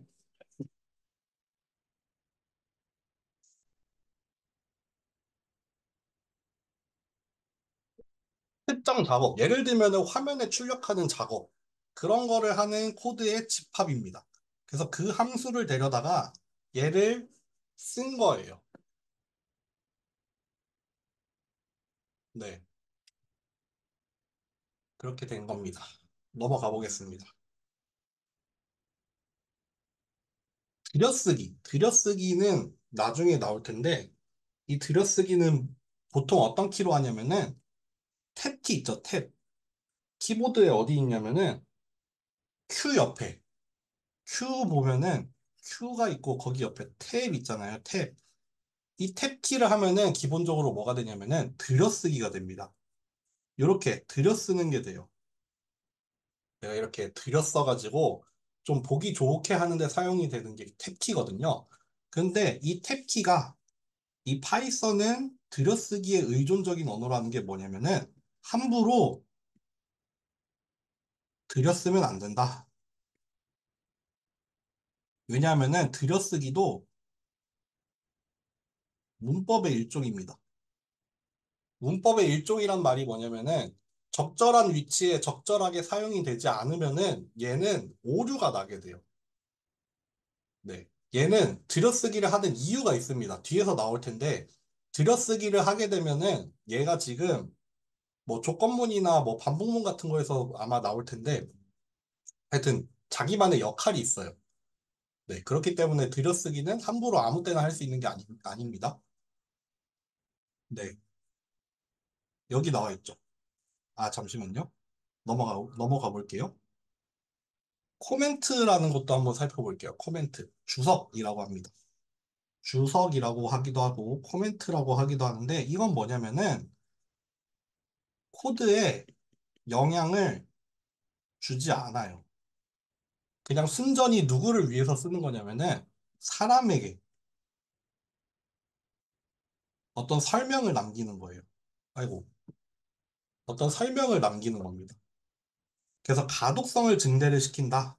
뭐 눈에 더 보기 좋게 만들어서 가독성을 증대시키기도 하고 유지 보수. 왜냐하면은 코드를 짜면은 여러분들 코드 줄의 단위가 막 길면은 100만 줄, 뭐 100만 단위로 간단 말이에요. 뭐 10만 줄, 100만 줄 이렇게 가는데 그러면은 내가 어느 코드의 어떤 위치를 딱 봤을 때 그게 뭘 하고 있는 코드인지 모를 경우가 많단 말이죠. 그럴 때 여기 주석을 남겨 놓으면은 여기서 지금 무슨 일이 일어나고 있는지 설명을 해주는 겁니다. 그래서 코멘트는 컴파일을 할 때, 인터프리터가 컴파일링을 할 때 아무런 영향이 없어요. 주석은 쓰나 안 쓰나 프로그램 자체에는 어떤 영향도 없는데 그냥 사람을 위해서 남겨놓는 메모라고 보시면 될 거예요. 그래서 주석을 크게 쓸 수 있는 방법이 두 가지가 있는데 한 줄에 쓸 때는 이렇게 샵을 쓰면 됩니다. 한 줄에다가 쓸 땐 샵을 쓰고 여러 줄에다가 쓸 때는 이렇게 쌍따옴표를 세개를 쓰면 됩니다. 내지는 따옴표를 세개 한번 요거 보여드릴게요. 아이고. 여기에다가 만약에 주석으로 제가 이렇게 써볼게요. 한 줄짜리 주석을 한번 써볼게요. 이렇게 샵을 해서 샵을 해도 되고 컨트롤 더하기 슬래시를 누르셔도 됩니다. 이건 단축키예요. 샵으로 해볼게요. 그냥 여기에 이렇게 주석을 써도 달라지는 건 아무것도 없습니다. 그쵸? 아무것도 없습니다. 이렇게 한 줄짜리 주석을 이렇게 쓸 수 있어요. 근데 이게 주석 처리 없이 여기에다가 쓰면 오류가 납니다. 왜냐하면 여기는 코드를 짜야 되는 부분이잖아요. 그러니까 코드의 문법에 맞는 게 안 나오고 갑자기 이런 게 튀어나오니까 인밸리드 신텍스, 문법이 뭔가 유효하지 않다 이런 오류가 나죠. 그러니까 여기는 무시하는 거예요. 여기는 무시돼요. 근데 사람은 무시하지 않죠. 왜냐하면 여기에 되게 쓸만한 말을 뭔가 도움이 될 만한 설명을 달아놓으면 되니까요. 만약에 두 줄로 쓰고 싶으면은 이렇게 쌍따옴표를 세 개를 써서 여기에다가는 여러 줄을 이렇게 써도 됩니다. 다시 이걸로 닫아주면 이렇게 여러 줄이 주석 처리가 됩니다. 네, 다시 넘어가 볼게요.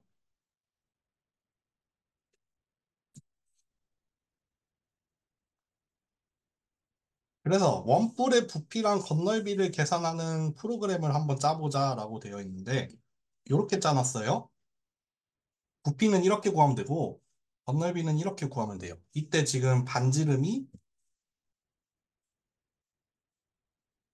R이고 높이가 H일 때 이렇게 생긴 원뿔 있잖아요.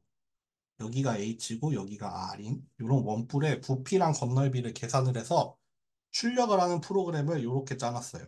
이거 한번 짜볼까요? 짜보겠습니다.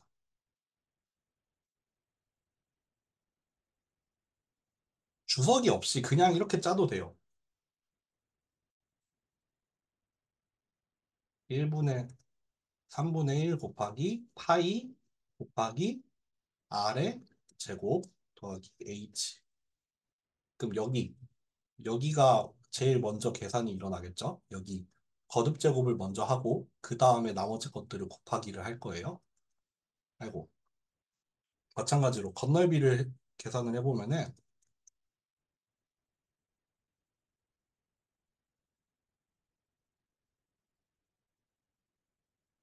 이렇게 이렇게 하면은 부피를 지금 반지름이 20이고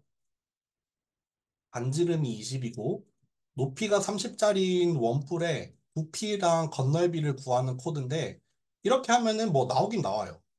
나오긴 나오는데, 여기 아까 이거 그거죠. 이거 실수라서 이렇게, 원래는 125601일 텐데, 요거 근사하기 때문에 요만큼의 오차가 난 거예요. 어쨌든. 이렇게 보면은 볼 수 있는데, 그냥 보기에 우리가 이게 뭐 하는 건지 잘 모르잖아요. 이렇게 쓰면 되겠죠. 아이고. 반지름이 20이고, 높이가 30인 원뿔의 부피와 넓이를 구해서 출력한다라고 이렇게 달아놓으면은 좀 더 편리하겠죠. 뭐 좀 더 친절하게. 부피는 여기, 건널비 이렇게 해놓을 수 있겠죠. 뭐 주석을 쓰는 건 여러분 마음입니다. 어떻게 쓰시든 여러분 마음대로 쓰시면 되고, 만약에 뭐 여러 명이 코드를 짤 때는 좀 주석에다가 약속을 하기도 하죠. 요거 넘어가 볼게요. 그 다음 페이지. 그 다음 페이지 변수라고 나와 있는데 요거 직접 보여드릴게요. 변수는 뭐냐면은 우리가 그냥 숫자를 그냥 매번 이렇게 20, 30 요거를 요렇게 넣는 게 아니라 여기에다가 이런 식으로도 할 수 있어요. 반지름을 하나 변수에다가 저장을 하는 거예요. 어떻게? 반지름을 나타내는 변수 R, 또 높이를 나타내는 변수 H를 해서 여기는 사라져도 되겠죠? 이렇게. 그러면은 여기 식을 우리가 변수를 만드는 이유는 우리가 원하는 값을 여기다가 넣을 수도 있고 아니면은 꺼낼 수도 있어요. 지금 여기는 뭐냐면은 우리가 원하는 값을 넣은 거예요. 이렇게 는이라고 하면은 이거는 같다라는 뜻이 아닙니다. 프로그램에서 는을 쓰는 거는 같다가 아니라 이 는을 기준으로 이 오른쪽에 있는 값을 왼쪽에다가 넣어라라는 뜻이 돼요. 대입이라고 하죠. 이 는을 기준으로 오른쪽에 있는 값을 왼쪽에다가 넣어라가 돼요. 네. 그리고 필요한 경우에는 꺼내 쓸 수도 있다는 말은 뭐냐면은 요런 데를 이렇게 바꿀 수 있어요.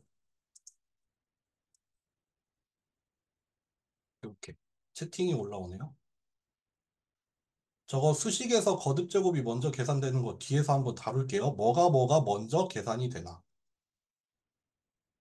요렇게 우리가 변수에 저장을 해놓은 거를 요렇게 바꿀 수도 있습니다. 그러면 R에는 지금 20이 들어가 있어요. H에는 30이 들어가 있죠. 여기 R의 제곱 H 구하는 거 여기 안에 있는 값으로 자동으로 계산이 일어나요. 마찬가지로 여기 R이라던가 여기 RH 같은 거 이런 거 자동으로 여기 있는 값으로 계산이 돼서 결과는 똑같아요. 근데 이게 변수로 하면은 더 좋은 게 뭐예요? 이렇게 바꿔도 되죠.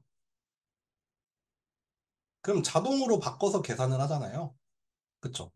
그렇기 때문에 변수라는 걸 잘 만들어 놓으면은 필요할 때 우리가 값을 여기 넣기도 하고 값을 빼기도 하고 그런 것들이 일어난다는 거가 됩니다. 근데 그 다음 페이지 한번 볼게요. 식별자라고 돼 있는데 변수 이름에는 여기다 쓰겠습니다. 변수 이름이 지켜야 할 법칙이 있습니다. 첫 번째로는 문자, 숫자, 밑줄로만 구성을 해야 돼요. 두 번째, 시작하는 거는 문자나 밑줄로만, 숫자가 안 된다는 말이에요. 그리고 세 번째로는 예약어라는 게 있어서 이렇게 돼 있습니다. 어떻게 돼 있냐? 문자랑 숫자랑 밑줄을 우리가 이름으로 쓸 수 있어요. 변수 이름으로 사용할 수 있는 거. 아까 여기서는 뭘 썼어요? R이랑 H라는 걸 썼는데 그냥 우리가 이해할 수 있게 쓰기만 하면 되고 뭐 레디어스라고 해도 되고 뭐 요렇게 해도 되고 R이라고 해도 되고 상관없습니다. 여기 있는 규칙만 지키면은 뭐든지 변수 이름으로 쓸 수 있어요. 그래서 예를 들어 놓은 게 이런 거죠. 볼륨, 서피스, 대저, 대문자도 쓸 수 있어요. 그리고 밑줄로 시작해서 숫자. 요거는 숫자 50이 아니라 변수 이름이다. 변수 이름이에요. 이건 변수 이름이 됩니다. 마찬가지로 두 개를 써도 상관없죠. 이렇게 써도 됩니다. 띄어쓰기는 안 됩니다. 안 되는 거 한번 볼까요? 안 되는 거 한번 볼게요. 여기 안 되는 거 나와 있죠. 이런 거 안 되죠. 특수문자가 들어가 있어서 안 됩니다. 또 1 빼기 A 안 되죠. 숫자로 시작했어요. 그리고 밑줄이 아니라 그냥 마이너스가 들어가 있어요. 그쵸? 이런 이유로 안 되고 얘도 안 됩니다. 숫자로 시작했죠. 요거 안 됩니다. 요거 이미 색깔이 다르게 나오고 있죠. 이거는 뭐냐면은 예약어입니다. 예약어. 예약어라는 게 뭐냐면은 파이썬에서 사용하는 단어예요. 파이썬에서 문법으로 인식을 하는 단어입니다. 그래서 요런 거는 문법이기 때문에 이렇게 보라색으로 뜨고 있잖아요. 그래서 얘는 다른 역할이 있어요. 만약에 여기 얘를 변수로 쓰면은 이제 인터프리터는 헷갈리기 시작하죠. 지금 나와 있는 이 단어가 변수인지 아니면은 문법적인 의미인지 헷갈릴 수가 있기 때문에 예하고 같은 경우에는 변수로 쓸 수가 없습니다. 네. 그렇게 여러 가지 이유로 안 된다는 거를 기억을 해두시면 될 것 같습니다. 저기로 넘어가 보죠, 다시. 네. 요 페이지였습니다. 예하어에는 여러 가지 단어들이 있는데 여기 나와 있는 모든 단어들이 문법적인 의미가 있는 단어예요. 네. 그렇기 때문에 여기 있는 거는 사용할 수 없습니다. 다른 용도가 있어요. 다른 용도가 존재하는 그런 단어들이기 때문에 여기 나오는 애들은 쓸 수가 없습니다. 그래서 변수를 사용을 했죠. 우리 방금 전에 해봤죠. 변수 이렇게 쓰는 거 해봤죠. 네, 넘어갈게요. 아, 여기 나와 있네요. 좋은 말이 나와 있네요. 여기, 여기는 뭘 하냐면은 여기 오른쪽에 있는 값을 이렇게 넣는 거예요. 이렇게 넣는 거죠. 그리고 여기 파란색으로 표시한 건 뭐냐면은 지금 여기 값을 넣어놨으니까 여기에는 지금 30, 20이 들어있고 여기에는 30이 들어있잖아요. 여기서는 거기서 꺼내 쓰는 거예요. 이렇게 꺼내옵니다. 여기도 이렇게 꺼내오고 여기도 꺼내오고 여기도 꺼내오고 여기도 이렇게 꺼내옵니다. 이렇게 변수에다가는 언제든지 원하는 걸 넣을 수도 있고 원하는 걸 빼올 수도 있고 뭐 안에 있는 걸 바꿀 수도 있고 뭐 마음대로 할 수 있습니다. 네. 연산자 잠깐만요. 요거 한번 해볼게요. 요 다음 페이지. 나눗셈을 하는데 여러분들 나눗셈에는 좀 한번 보시죠. 나눗셈은 좀 특별한 게 있어요. 왜냐하면 나눗셈은 한번 해볼게요. 여기 나와 있는 거 한번 다 해볼게요. 5 나누기 2가 과연 이렇게 됩니다. 5에서 여러분들 5에서 2를 나눈다는 게 요거는 뭐냐면은 실수로 나누는 거예요. 실수로 나누는 겁니다. 반면에 얘는 뭐냐면은 정수로 나누고 그 목과 나머지를 고려하겠다는 말이죠. 네. 얘는 정수로 나누겠다는 거예요. 우리 나누기라는 게 나누어 떨어지는 경우가 있고 나누어 떨어지지 않는 경우가 있잖아요. 근데 여기 위에 같으니 나누기를 하나만 쓴 거, 슬래시를 하나만 쓰는 경우에는 이거는 그냥 나누어 떨어지든 안 나누어 떨어지든 간에 그 값, 실수로 이루어진 그 값을 그냥 실제로 사용을 하겠다는 거고, 요거는 뭐냐면은 정수 나누기를 할 겁니다. 정수로 나눌 거예요. 그래서 정수로 나누고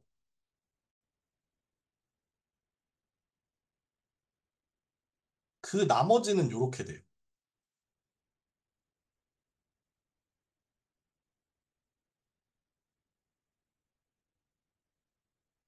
몫을 출력을 하는 거예요.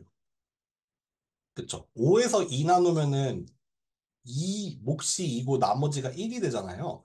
그렇기 때문에 이렇게 되는 겁니다. 뭐 다른 거 여기 나온 거 또 해볼까요? 25를 7로 나누면은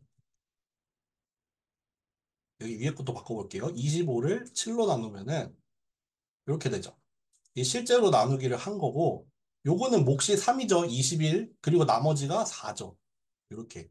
요거는 뭐다? 몫이 나온다. 요거는 뭐다? 나머지가 나온다. 입니다. 그래서 이거를 이렇게 해도 되고, 뭐, 변수를 쓴다면은, 뭐, 이렇게 할 수도 있겠죠. 그래서 여기 들어가 있는 걸 이렇게 바꿀 수도 있겠죠. 이렇게 바꿔도 뭐, 변수로 바꿔서 하는 거 된다. 네. 넘어가겠습니다. 여기 아까 질문하셨던 분이 있는데, 연산자에는 우선순위가 있습니다. 아까 쭈루루루루룩 막 풀어서 썼잖아요. 쭈루루룩 풀어서 썼는데, 여기는 순서가 있어서, 여기 위에 있는 게 먼저예요. 여기 위가 먼저고, 여기가 나중에입니다. 그래서 뭐부터 한다? 일단 괄호가 있으면은 괄호부터 계산을 하고, 그쵸? 그 다음에는 지수를 계산을 하고, 그 다음에는 곱셈, 나눗셈, 뭐 이런 거. 그 다음에 덧셈, 뺄셈, 나머지는 이제 할당. 이렇게 돼 있으면은 뭘 제일 먼저 하냐면은 여기가 1번이에요. 괄호 안을 먼저 계산을 해요. 근데 괄호를 봤더니 어떻게 돼 있어요? 얘가 먼저죠. 나누기가 먼저예요. 나누기를 먼저 하고 이러면은 나머지 나오겠죠, 나머지. 그리고 더하기를 그 다음에 합니다. 그래서 여기서부터 여기까지의 결과를 맨 처음에 구할 거예요. 구하면 얼마 나와요? 30 나오죠. 그 다음에 뭐 구해요? 여기 구해야 됩니다, 여기. 아이고, 색깔을 바꿀게요. 여기 구해야 되죠. 여기가 2번. 여기가 2번입니다. 그 다음에 이제 뭐 해요? 요거 해야 되죠. 이걸 어떻게 한다? 왼쪽에서부터 오른쪽까지. 근데 보시면은 여기가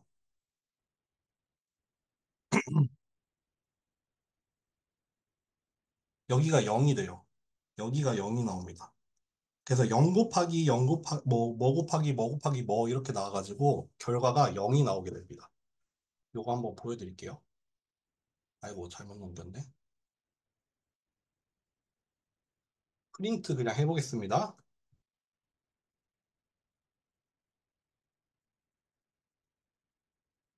띄어쓰기를 해야겠네요.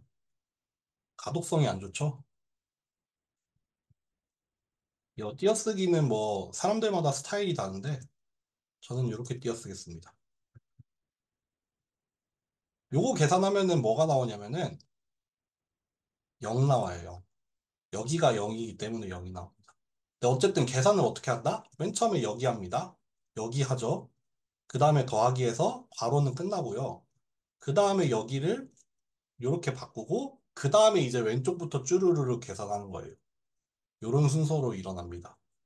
근데 뭐 제일 좋은 거는 우리가 음, 딱 봤을 때 이해하기 좋게 어디에서 어떤 연산이 어떤 순서로 일어나는지를 뭐 괄호 같은 걸로 잘 감싸서 가독성이 좋게 해주는 것도 좋죠. 뭐 예를 들면은 여기도 이렇게 써준다거나 어차피 결과는 똑같겠지만 실제 이 계산이 일어나고 있는 거가 딱 한눈에 봤을 때 눈에 들어오지 않을 수도 있잖아요. 그렇기 때문에 눈에 잘 들어오게 해주는 게 사실 제일 좋겠죠. 네, 넘어가겠습니다. 와, 이거 생각보다 오래 걸리네요. 70페이지까지 한대? 저의 목표는 80페이지까지, 82쪽까지 하고 쉬는 거였거든요. 빨리 한번 가볼게요. 기본적으로 지원하는 함수. 요거 바로 가봅시다. 기본적으로 지원하는 함수. 아이고, 왜 자꾸 이거 넘어와? 뭐가 있냐면은, 프린트 해볼게요.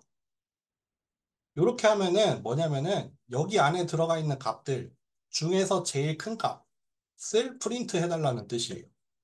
이렇게 나옵니다.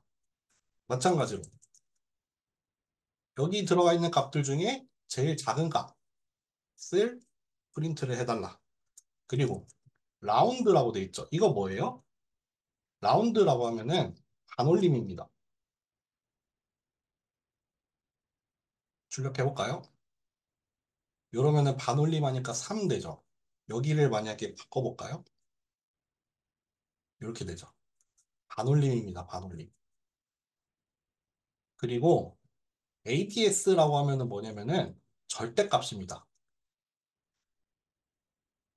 우리가 앱솔루트라고 하죠. 절대값이라고 하면은 앱솔루트 밸류라고 해서 절대값이 나올 거고, 파워라고 하면은 이거는 뭐냐면은 파워라는 게 거듭 제곱이거든요. 그래서 이렇게 계산이 됩니다. 요거 나옵니다. 요거랑 마찬가지입니다. 네. 그쵸. 여기는 절대값을 하니까 3이 나왔고, 요거는 2에 3승하니까 8이 나왔습니다. 네, 이거는 뭐 파워로 써도 되고, 이렇게 써도 되는데, 이거는 뭐 그때그때 가독성에 따라서 선택을 하시면 될 것 같고, 네. 뭘 선택하셔도 상관없습니다. 넘어가 볼게요. 음, 반복 구조가 왜 나왔을까? 뒤에 가서 반복 구조 한번 해볼게요. 순차 구조 여기까지만 하고 아닙니다. 지금 쉽시다. 30분이니까 40분까지 쉬고 그 다음 또 이어서 할게요.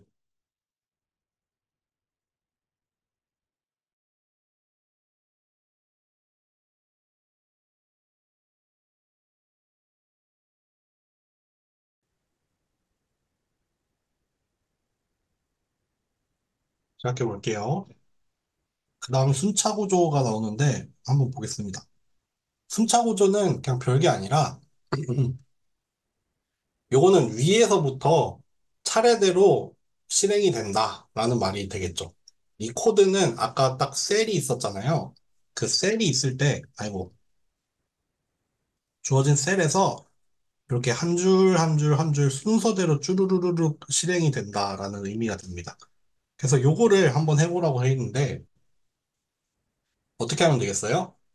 이렇게 하면 되겠죠. 프린트를 하는데 어디부터 해야 되냐면은 제일 윗줄부터 해야 됩니다. 두 칸 띄면 되겠죠? 아, 세 칸 띄워야 되네. 하나, 둘, 하나, 둘, 이렇게. 그럼 맨 위에 거 했고,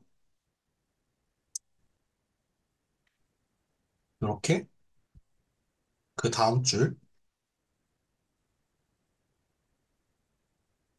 이렇게. 그 다음 줄, 이렇게 하면은 실행을 해볼게요. 이렇게 쭈루루루 크리스마스 트리 모양이 나왔습니다. 그러니까 여기 실행하고, 그 다음 여기, 그 다음 여기, 그 다음 여기 실행을 했겠죠. 넘어갈게요. 그래서 원풀 계산 프로그램을 개선을 하는데 여기를 어떻게 바꿀 거냐면은 여기를 사용자로부터 입력을 받을 수가 있어요. 사용자로부터 입력을 받아보겠습니다.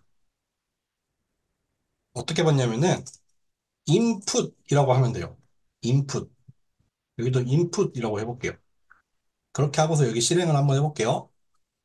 그럼 여기 이렇게 칸이 뜨죠. 칸이 뜹니다. 여기 실행한 걸 딱 치고 여기도 인풋을 두 번 실행해서 이렇게 된 거예요. 한번 요거를 프린트를 해볼게요.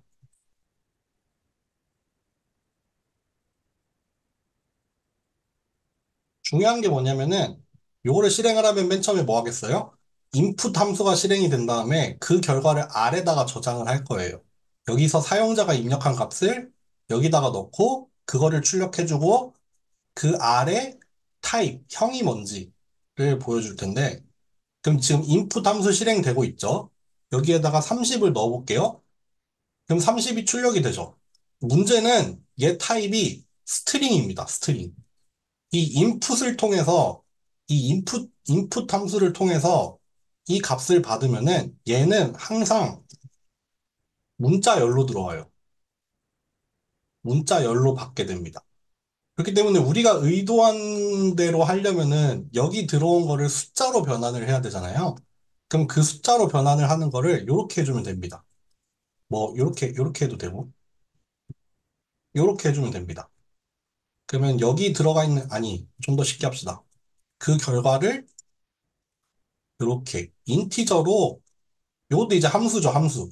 요거는 함수입니다. 여기 안에 있는 값을 정수로 변환해라 라고 하는 함수가 돼요. 실행해 볼게요. 그럼 30을 입력하는 거 똑같죠? 여기 인풋 함수니까요. 근데 그거를 정수로 바꿔서 이렇게 저장을 합니다. 그쵸? 그러니까 두 개가 다르죠. 분명히 다릅니다.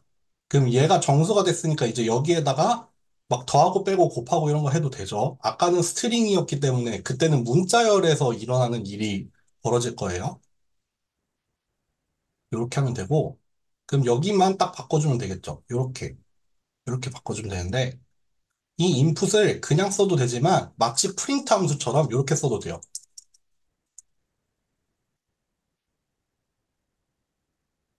이렇게 사용해도 됩니다.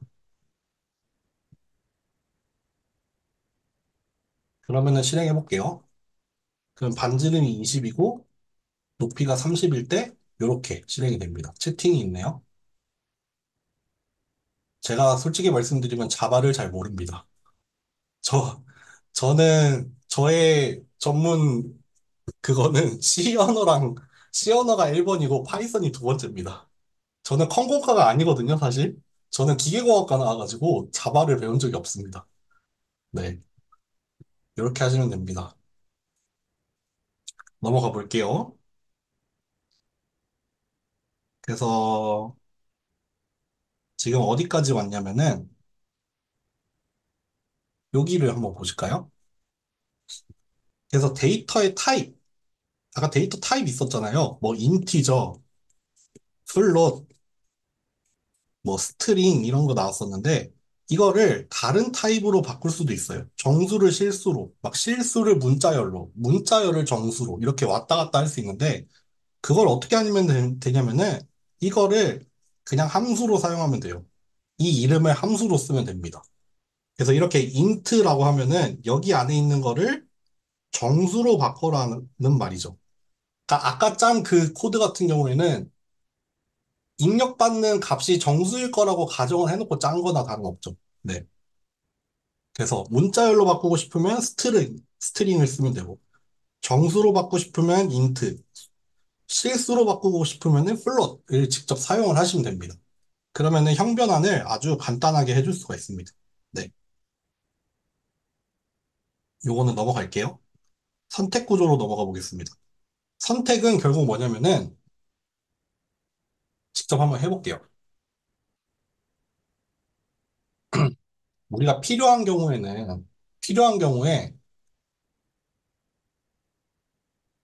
코드를 그냥 맨 위에서부터 맨 아래까지 그냥 쭉 순서대로 실행이 되는 게 아니라 어떤 조건에 따라서 얘가 실행이 될지 안 될지를 결정하고 싶은 경우가 있어요. 그럴 때 사용하는 게 요겁니다. if입니다. if. if라는 걸 쓰고 여기에 뭔가 참인 일이 일어나면은 여기를 실행을 합니다. 그리고 잠시만요.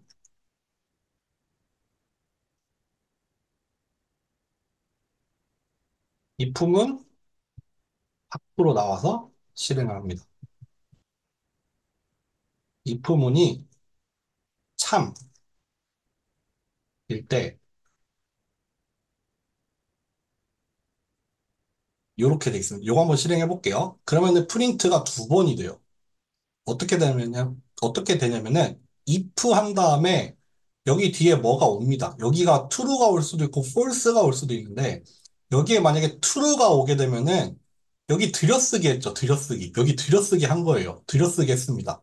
이 if문이 참인 경우에 들여쓰기가 된 부분들을 실행을 하고 이렇게 여기도 들여쓰기 했죠. 여기가 참인 경우에 이 들여쓰기가 된 요 두 문장을 실행을 하고 그 다음에 다시 순서대로 가야 되니까 if문 밖으로 나와서 여기로 와요. 요거 한번 실행해 볼게요. 세 줄이 출력이 될 거예요. 왜냐면 if문이 여기가 참이니까 여기도 실행하고 여기도 실행했어요. 여기까지가 if문이에요. 그 다음에 다시 밖으로 빠져나와서 요거는 원래 하던 대로 순서대로 그냥 출력을 한 겁니다. 예를 들면은 여기 이런 걸 물어볼 수 있어요. 이런 거. 5가 3보다 크냐? 이거는 참이죠. 이거는 5가 3보다 크니까 참입니다. 그렇기 때문에 여기 프린트가 실행이 될 거예요. 그쵸? 여기 첫 번째 줄, 두 번째 줄 이거는 여기가 참이기 때문에 실행이 됐어요. 여기가 참이 아니게 되면 어떻게 되냐면은 3이 5보다 크냐라고 물어보면 이거는 틀렸죠. 틀린 말입니다. 그러면 어떻게 되냐면은 여기 안에 있는 걸 실행을 하지 않아요. 그러고 그냥 밖으로 빠져나와요. 여기서 프로그램이 실행이 되면은 맨 처음에 이 줄로 들어와요. 그럼 여기를 살펴보겠죠. 여기가 false니까 이 if문을 통으로 빠져나와서 여기로 옵니다. 여기로 오게 됩니다. 그래서 요거는 if문과 관계없이 그냥 순서대로 원래 실행이 되던 그 부분이고 여기 들여쓰기 된 만큼만. 그러니까 만약에 여기 들여쓰기 안 돼 있어요. 그럼 여기는 if문하고 항상 실행되죠. 여기는 이렇게 되면은 사실상 이렇게 짜져 있는 거죠. 근데 그게 아니라 요게 이렇게 탭으로 들어가 있어요. 그럼 if문에 따라서 실행되겠죠. 그럼 요거는 if문 안으로 들어온 줄이 됩니다. 네, 이렇게 하는 거라고 보시면 되겠습니다. 그러면 이런 거 짤 수 있겠죠. 뭐 짜볼까요? 정수를 하나 입력받아서 정수가 100보다 클 때 출력.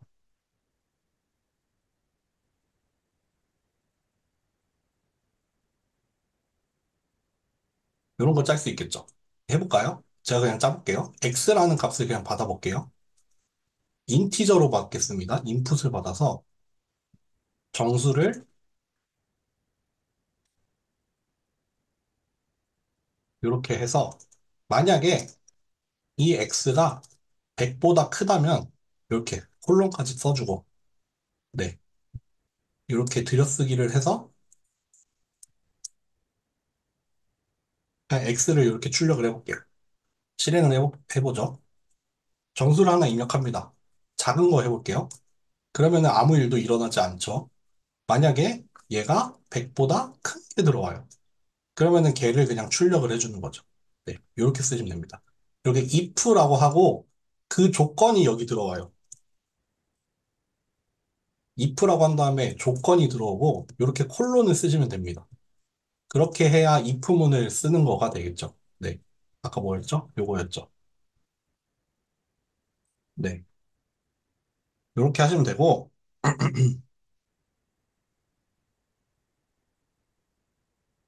그래서 우리가 사용할 수 있는 것들이 뭐가 있냐면은 결국에는 그 결과가 true 내지는 false로 나오는 것들이 있어요. 이런 값들을 우리가 뭐라 부르냐면은 불리언이라고 해요. 불리언. 그래서 불리언 타입으로 나오는 어떤 그런 연산들이 있는데 예를 들면은 방금 썼던 거. 뭐가 뭐보다 크냐? 뭐가 뭐보다 작냐? 뭐 이 작거나 같냐는 이렇게 쓰시면 돼요. 작거나 같냐? 아니면 크거나 같냐? 그리고 는는 이게 우리가 원래 사용하는 는은 이거죠. 두 개가 같냐? 원래 이거를 하나만 사용하면 뭐예요? 오른쪽에 있는 거를 왼쪽에다가 대입을 시켜달라라는 뜻의 는이 되는데 는을 두 개를 붙여서 쓰면은 왼쪽이랑 오른쪽이 같냐라고 물어보는 거예요. 이건 같을 때 true고 같으면 true고 같지 않으면 false가 나와요. 마찬가지로 이렇게 느낌표하고 는을 하면은 두 개가 같지 않냐라고 그러니까 안 같냐, 두 개가 다르냐라고 물어보는 거예요.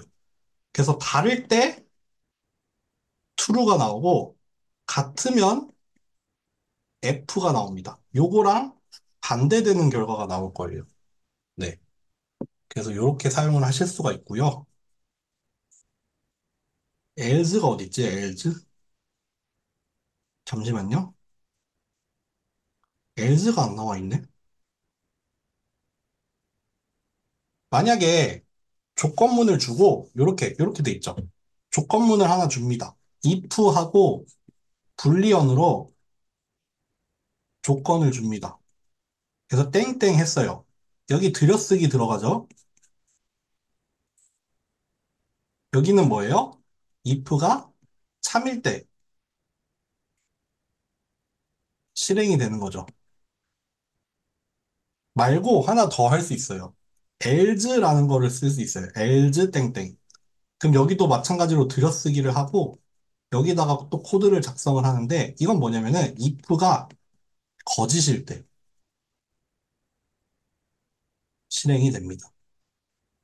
여기서 if문을 물어봤죠. 여기서 if문을 물어봐서 얘가 만약에 true로 들어가면은 여기 있는 거를 실행을 할 거예요.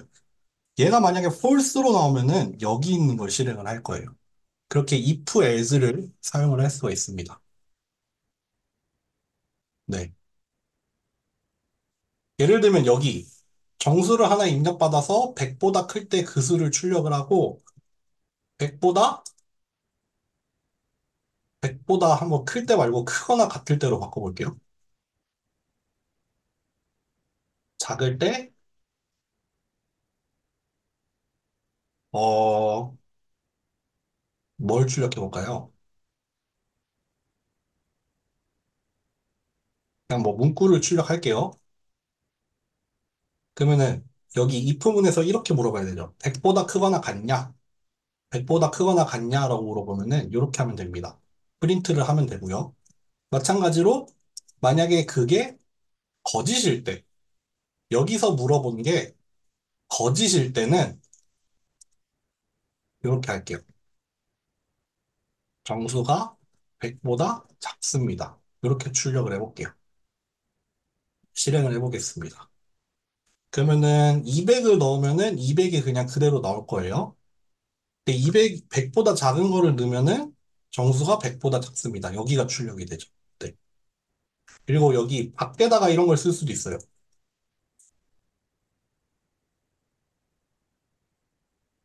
이거는 뭐예요? if문이 아니죠, 이제. 여기 if문 블럭이었고, 여기도 if에 따른 그 else의 블럭인데, 이제 여기 밖으로 빠져나온 거죠. 여기에 탭이 있으면은 얘는 else문에 포함이 될 텐데, 여기에 탭이 없으면은 요렇게 밖으로, 요거는 이제 여기서 끝난 거고, 여기까지 해서 끝난 거고, 여기가 이제 그냥 상관없이, 결과에 상관없이 출력이 될 겁니다. 이렇게 해볼까요? 또 마찬가지로 작은 거, 이렇게 되죠. 요거 좀 아시겠나요? 넘어갈게요.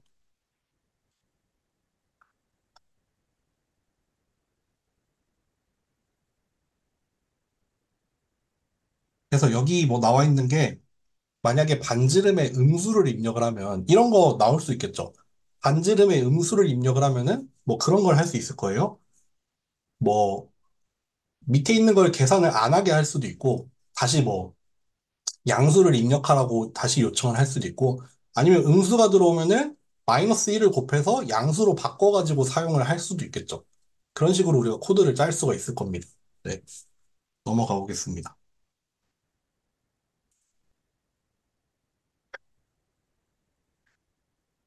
그래서 우리가 여기서 살펴보려는 거는 불리언끼리의 연산이 가능해요. 불리언끼리 하는 연산이에요. 그러니까 true, false랑 두 개를 같이 뭔가 연산을 해서 새로운 불리언 값을 얻어낼 수 있거든요. 뭐가 있냐면은 and, or 또는 not 이런 것들이 있습니다. 어떻게 되냐면은 and를 물어볼게요. and 이렇게 물어볼 수 있을 거예요. 3이 뭐 2보다 크고 5가 4보다 크냐라고 물어볼 수 있죠. 일단 여기 있는 결과가 뭐예요? true죠. 여기 true죠. 여기 결과 뭐예요? true입니다.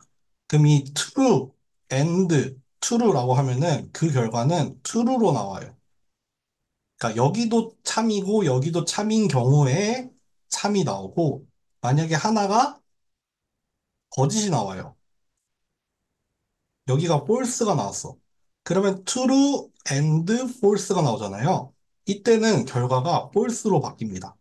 그러니까 이 and는 뭐냐면은 이 and를 기준으로 왼쪽에 있는 거랑 오른쪽에 있는 거랑 둘 다 true인 경우만 그 결과가 true가 나옵니다.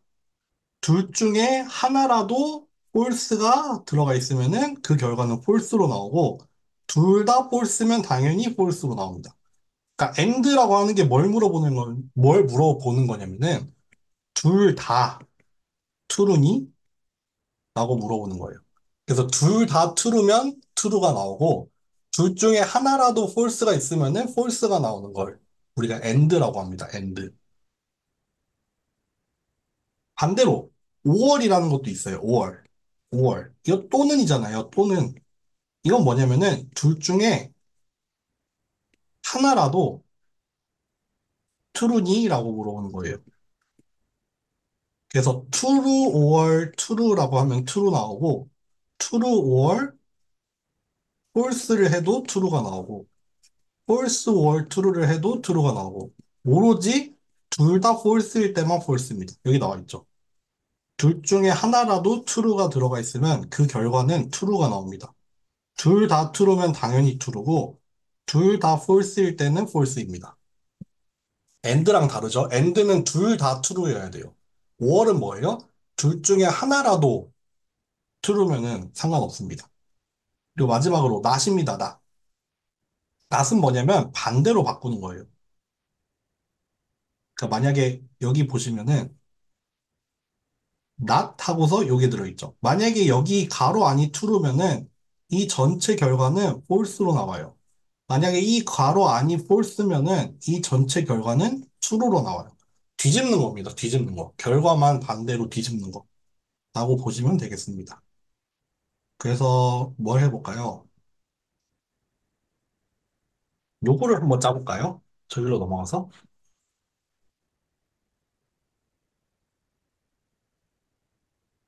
요 코드를 그대로 가지고 올 건데, 아이고, 어디 갔어?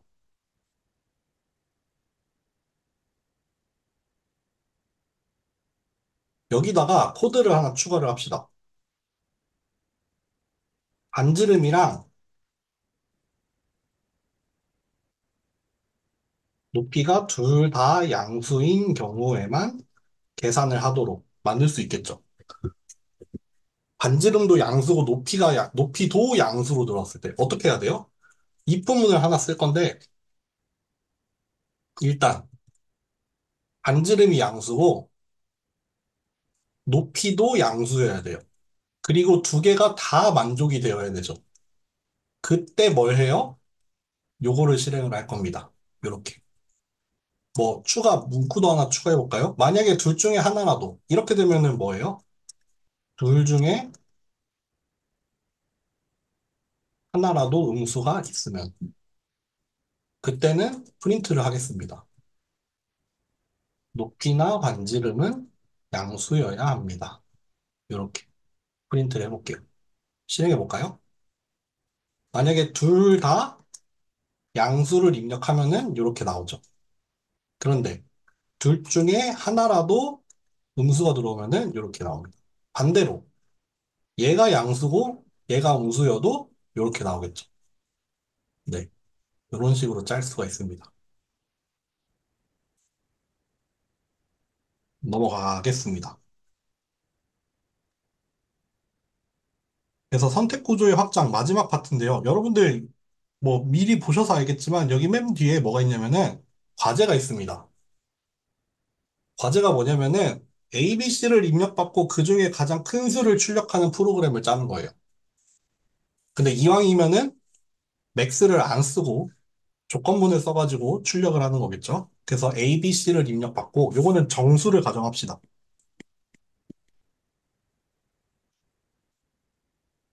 정수가 들어온다고 가정을 하고 그 중에서 가장 큰 수를 출력하는 프로그램을 짜시면 되겠습니다. 거기로 가는 길이라고 보시면 돼요. 요거를 한번 볼까요? if문 중에 if문 중에 요거는 봤죠? if문 봤었고요. 요런 게 있습니다. elif라는 게 있어요. 이건 뭐냐면은 else if를 줄여서 elif라고 줄여놓은 거예요. 이건 뭐냐면은 구문이 이렇게 돌아갑니다. 첫 번째 질문을 해요. 첫 번째 질문을 해요.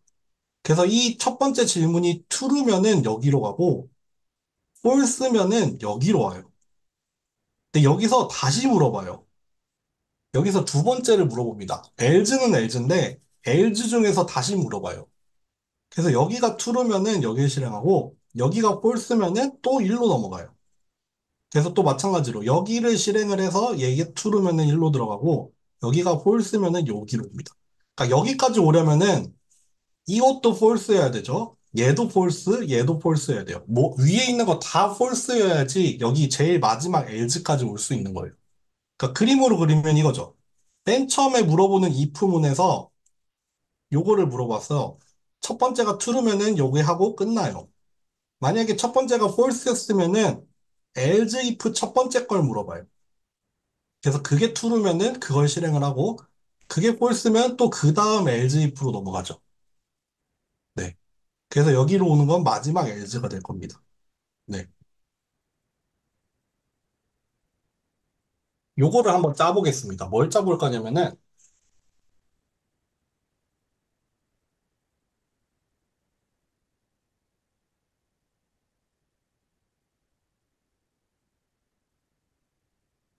성적을 입력받아서 90 이상이면 A, 90 미만, 80 이상이면은 B. 딱 세 개만 할까요? 80 미만, 70 이상이면은 C. 그리고 마지막으로 70 미만이면은 F를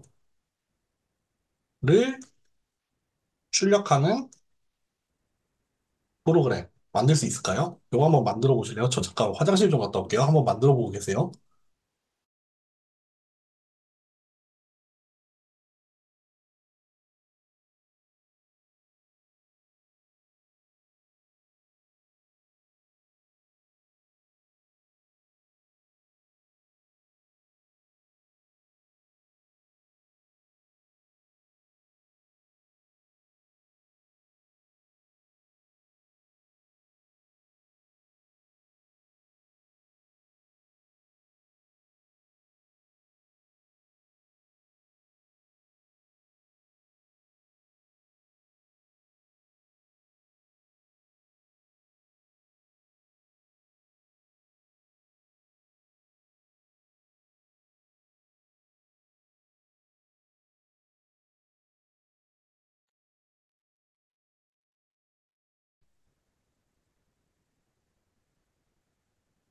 제가 한번 짜볼까요?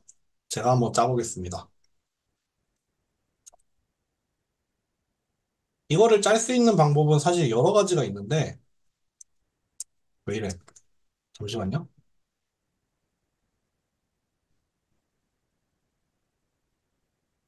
왜 이러지? 뭔가 좀 이상한데?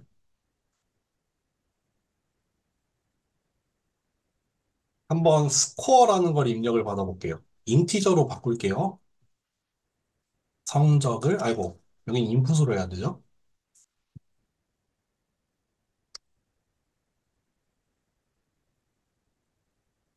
아, 왜 이래? 이렇게 성적을 입력하세요. 라고 쓰겠습니다.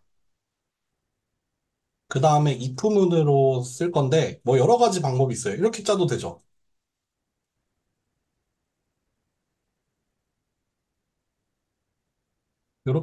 이렇게 하고, 또 여기 밖에서 if문 또 다른 거 물어봐도 돼요.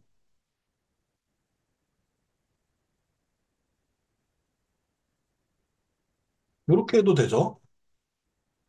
이렇게 해도 안 될 건 없어요. 그쵸? 그런데 이거보다 좀 더 좋은 게 뭐예요? 여기가 어차피 이거가 폴스여서 나오는 거니까 여기를 이렇게 바꿔도 되겠죠. 그러면 여기 뭐예요? 90보다는 작은데, 90보다는 작은데, 그 중에서 80보다는 큰 경우가 되겠죠. 마찬가지로 80보다는 작아졌어, 이제. 여기까지 왔다는 거는 80보다 작은 경우에 여기까지 와요. 80보다 작으니까 여기 폴스죠? 여기도 폴스죠? 그래서 여기까지 왔어요. 80보다는 작은데, 그 중에서 70보다는 커. 그러면 그때는 C. 그리고 마지막에는 F. 이렇게 하면 되겠죠. 실행해 볼게요. 만약에 91점이면은 A가 나올 거예요. 85점이면은 첫 번째 if문은 false여서 거르고 여기가 true가 되죠. 마찬가지로 75점이면은 C가 나올 거고 70보다도 작으면 F가 나옵니다. 채팅이 있네요. 네, 이렇게 나옵니다. 이렇게 하시면 이제 if문뿐만 아니라 else, if, else까지 되겠죠? 네, 넘어갈게요. 또 if문을 여러분들 하나만 쓰는 게 아니라 if문을 이중으로 쓸 수도 있어요. 이중으로 써서 이렇게 첫 번째 if문을 물어보고 그럼 여기를 물어보고 여기가 만약에 참이 나오면은 여기를 실행을 하죠. 여기가 만약에 false가 나오면은 여기로 가겠죠. 그래서 요거를 실행할 겁니다. 만약에 여기가 true였어요. 그럼 이거 실행하죠. 여기서 한 번 더 물어볼 거예요. 그리고 마찬가지로 여기가 만약에 false가 나와서 1로 오면은 여기서 그 다음 걸 물어봅니다. 그러니까 이렇게 돼 있죠. 첫 번째 불리한 식에서 true면은 첫 번째 if는 그거에 대한 else로 가는 거고 여기서 만약에 false였으면은 무조건 여기만 오죠. 여기는 아무 상관 없어지죠. 그쵸? 그래서 여기가 true냐 false냐에 따라서 또 이렇게 들어갑니다. 그러니까 결국 여기를 A, 여기를 B, 여기를 C라고 하면은 A는 언제 실행돼요? 둘 다 true일 때. B는 언제 실행돼요? 첫 번째 건 true고 두 번째 건 false였을 때. C는 언제 실행되냐면은 첫 번째 건 false고 두 번째 거가 true였을 때. 여기 만약에 D를 추가하고 싶다면은 여기 밑에다가 else를 추가를 해서 들여쓰기 해가지고 여기 D를 쓰면 되겠죠. 이렇게 짜면 됩니다. 네. 이렇게까지 하고 ABC를 하는 거를 그냥 하나만 해볼게요. 여러분 그냥 약간 힌트를 드리려고 A랑 B랑 두 개만 받는 거 한번 해보고 끝낼게요. 이렇게 해보겠습니다. A를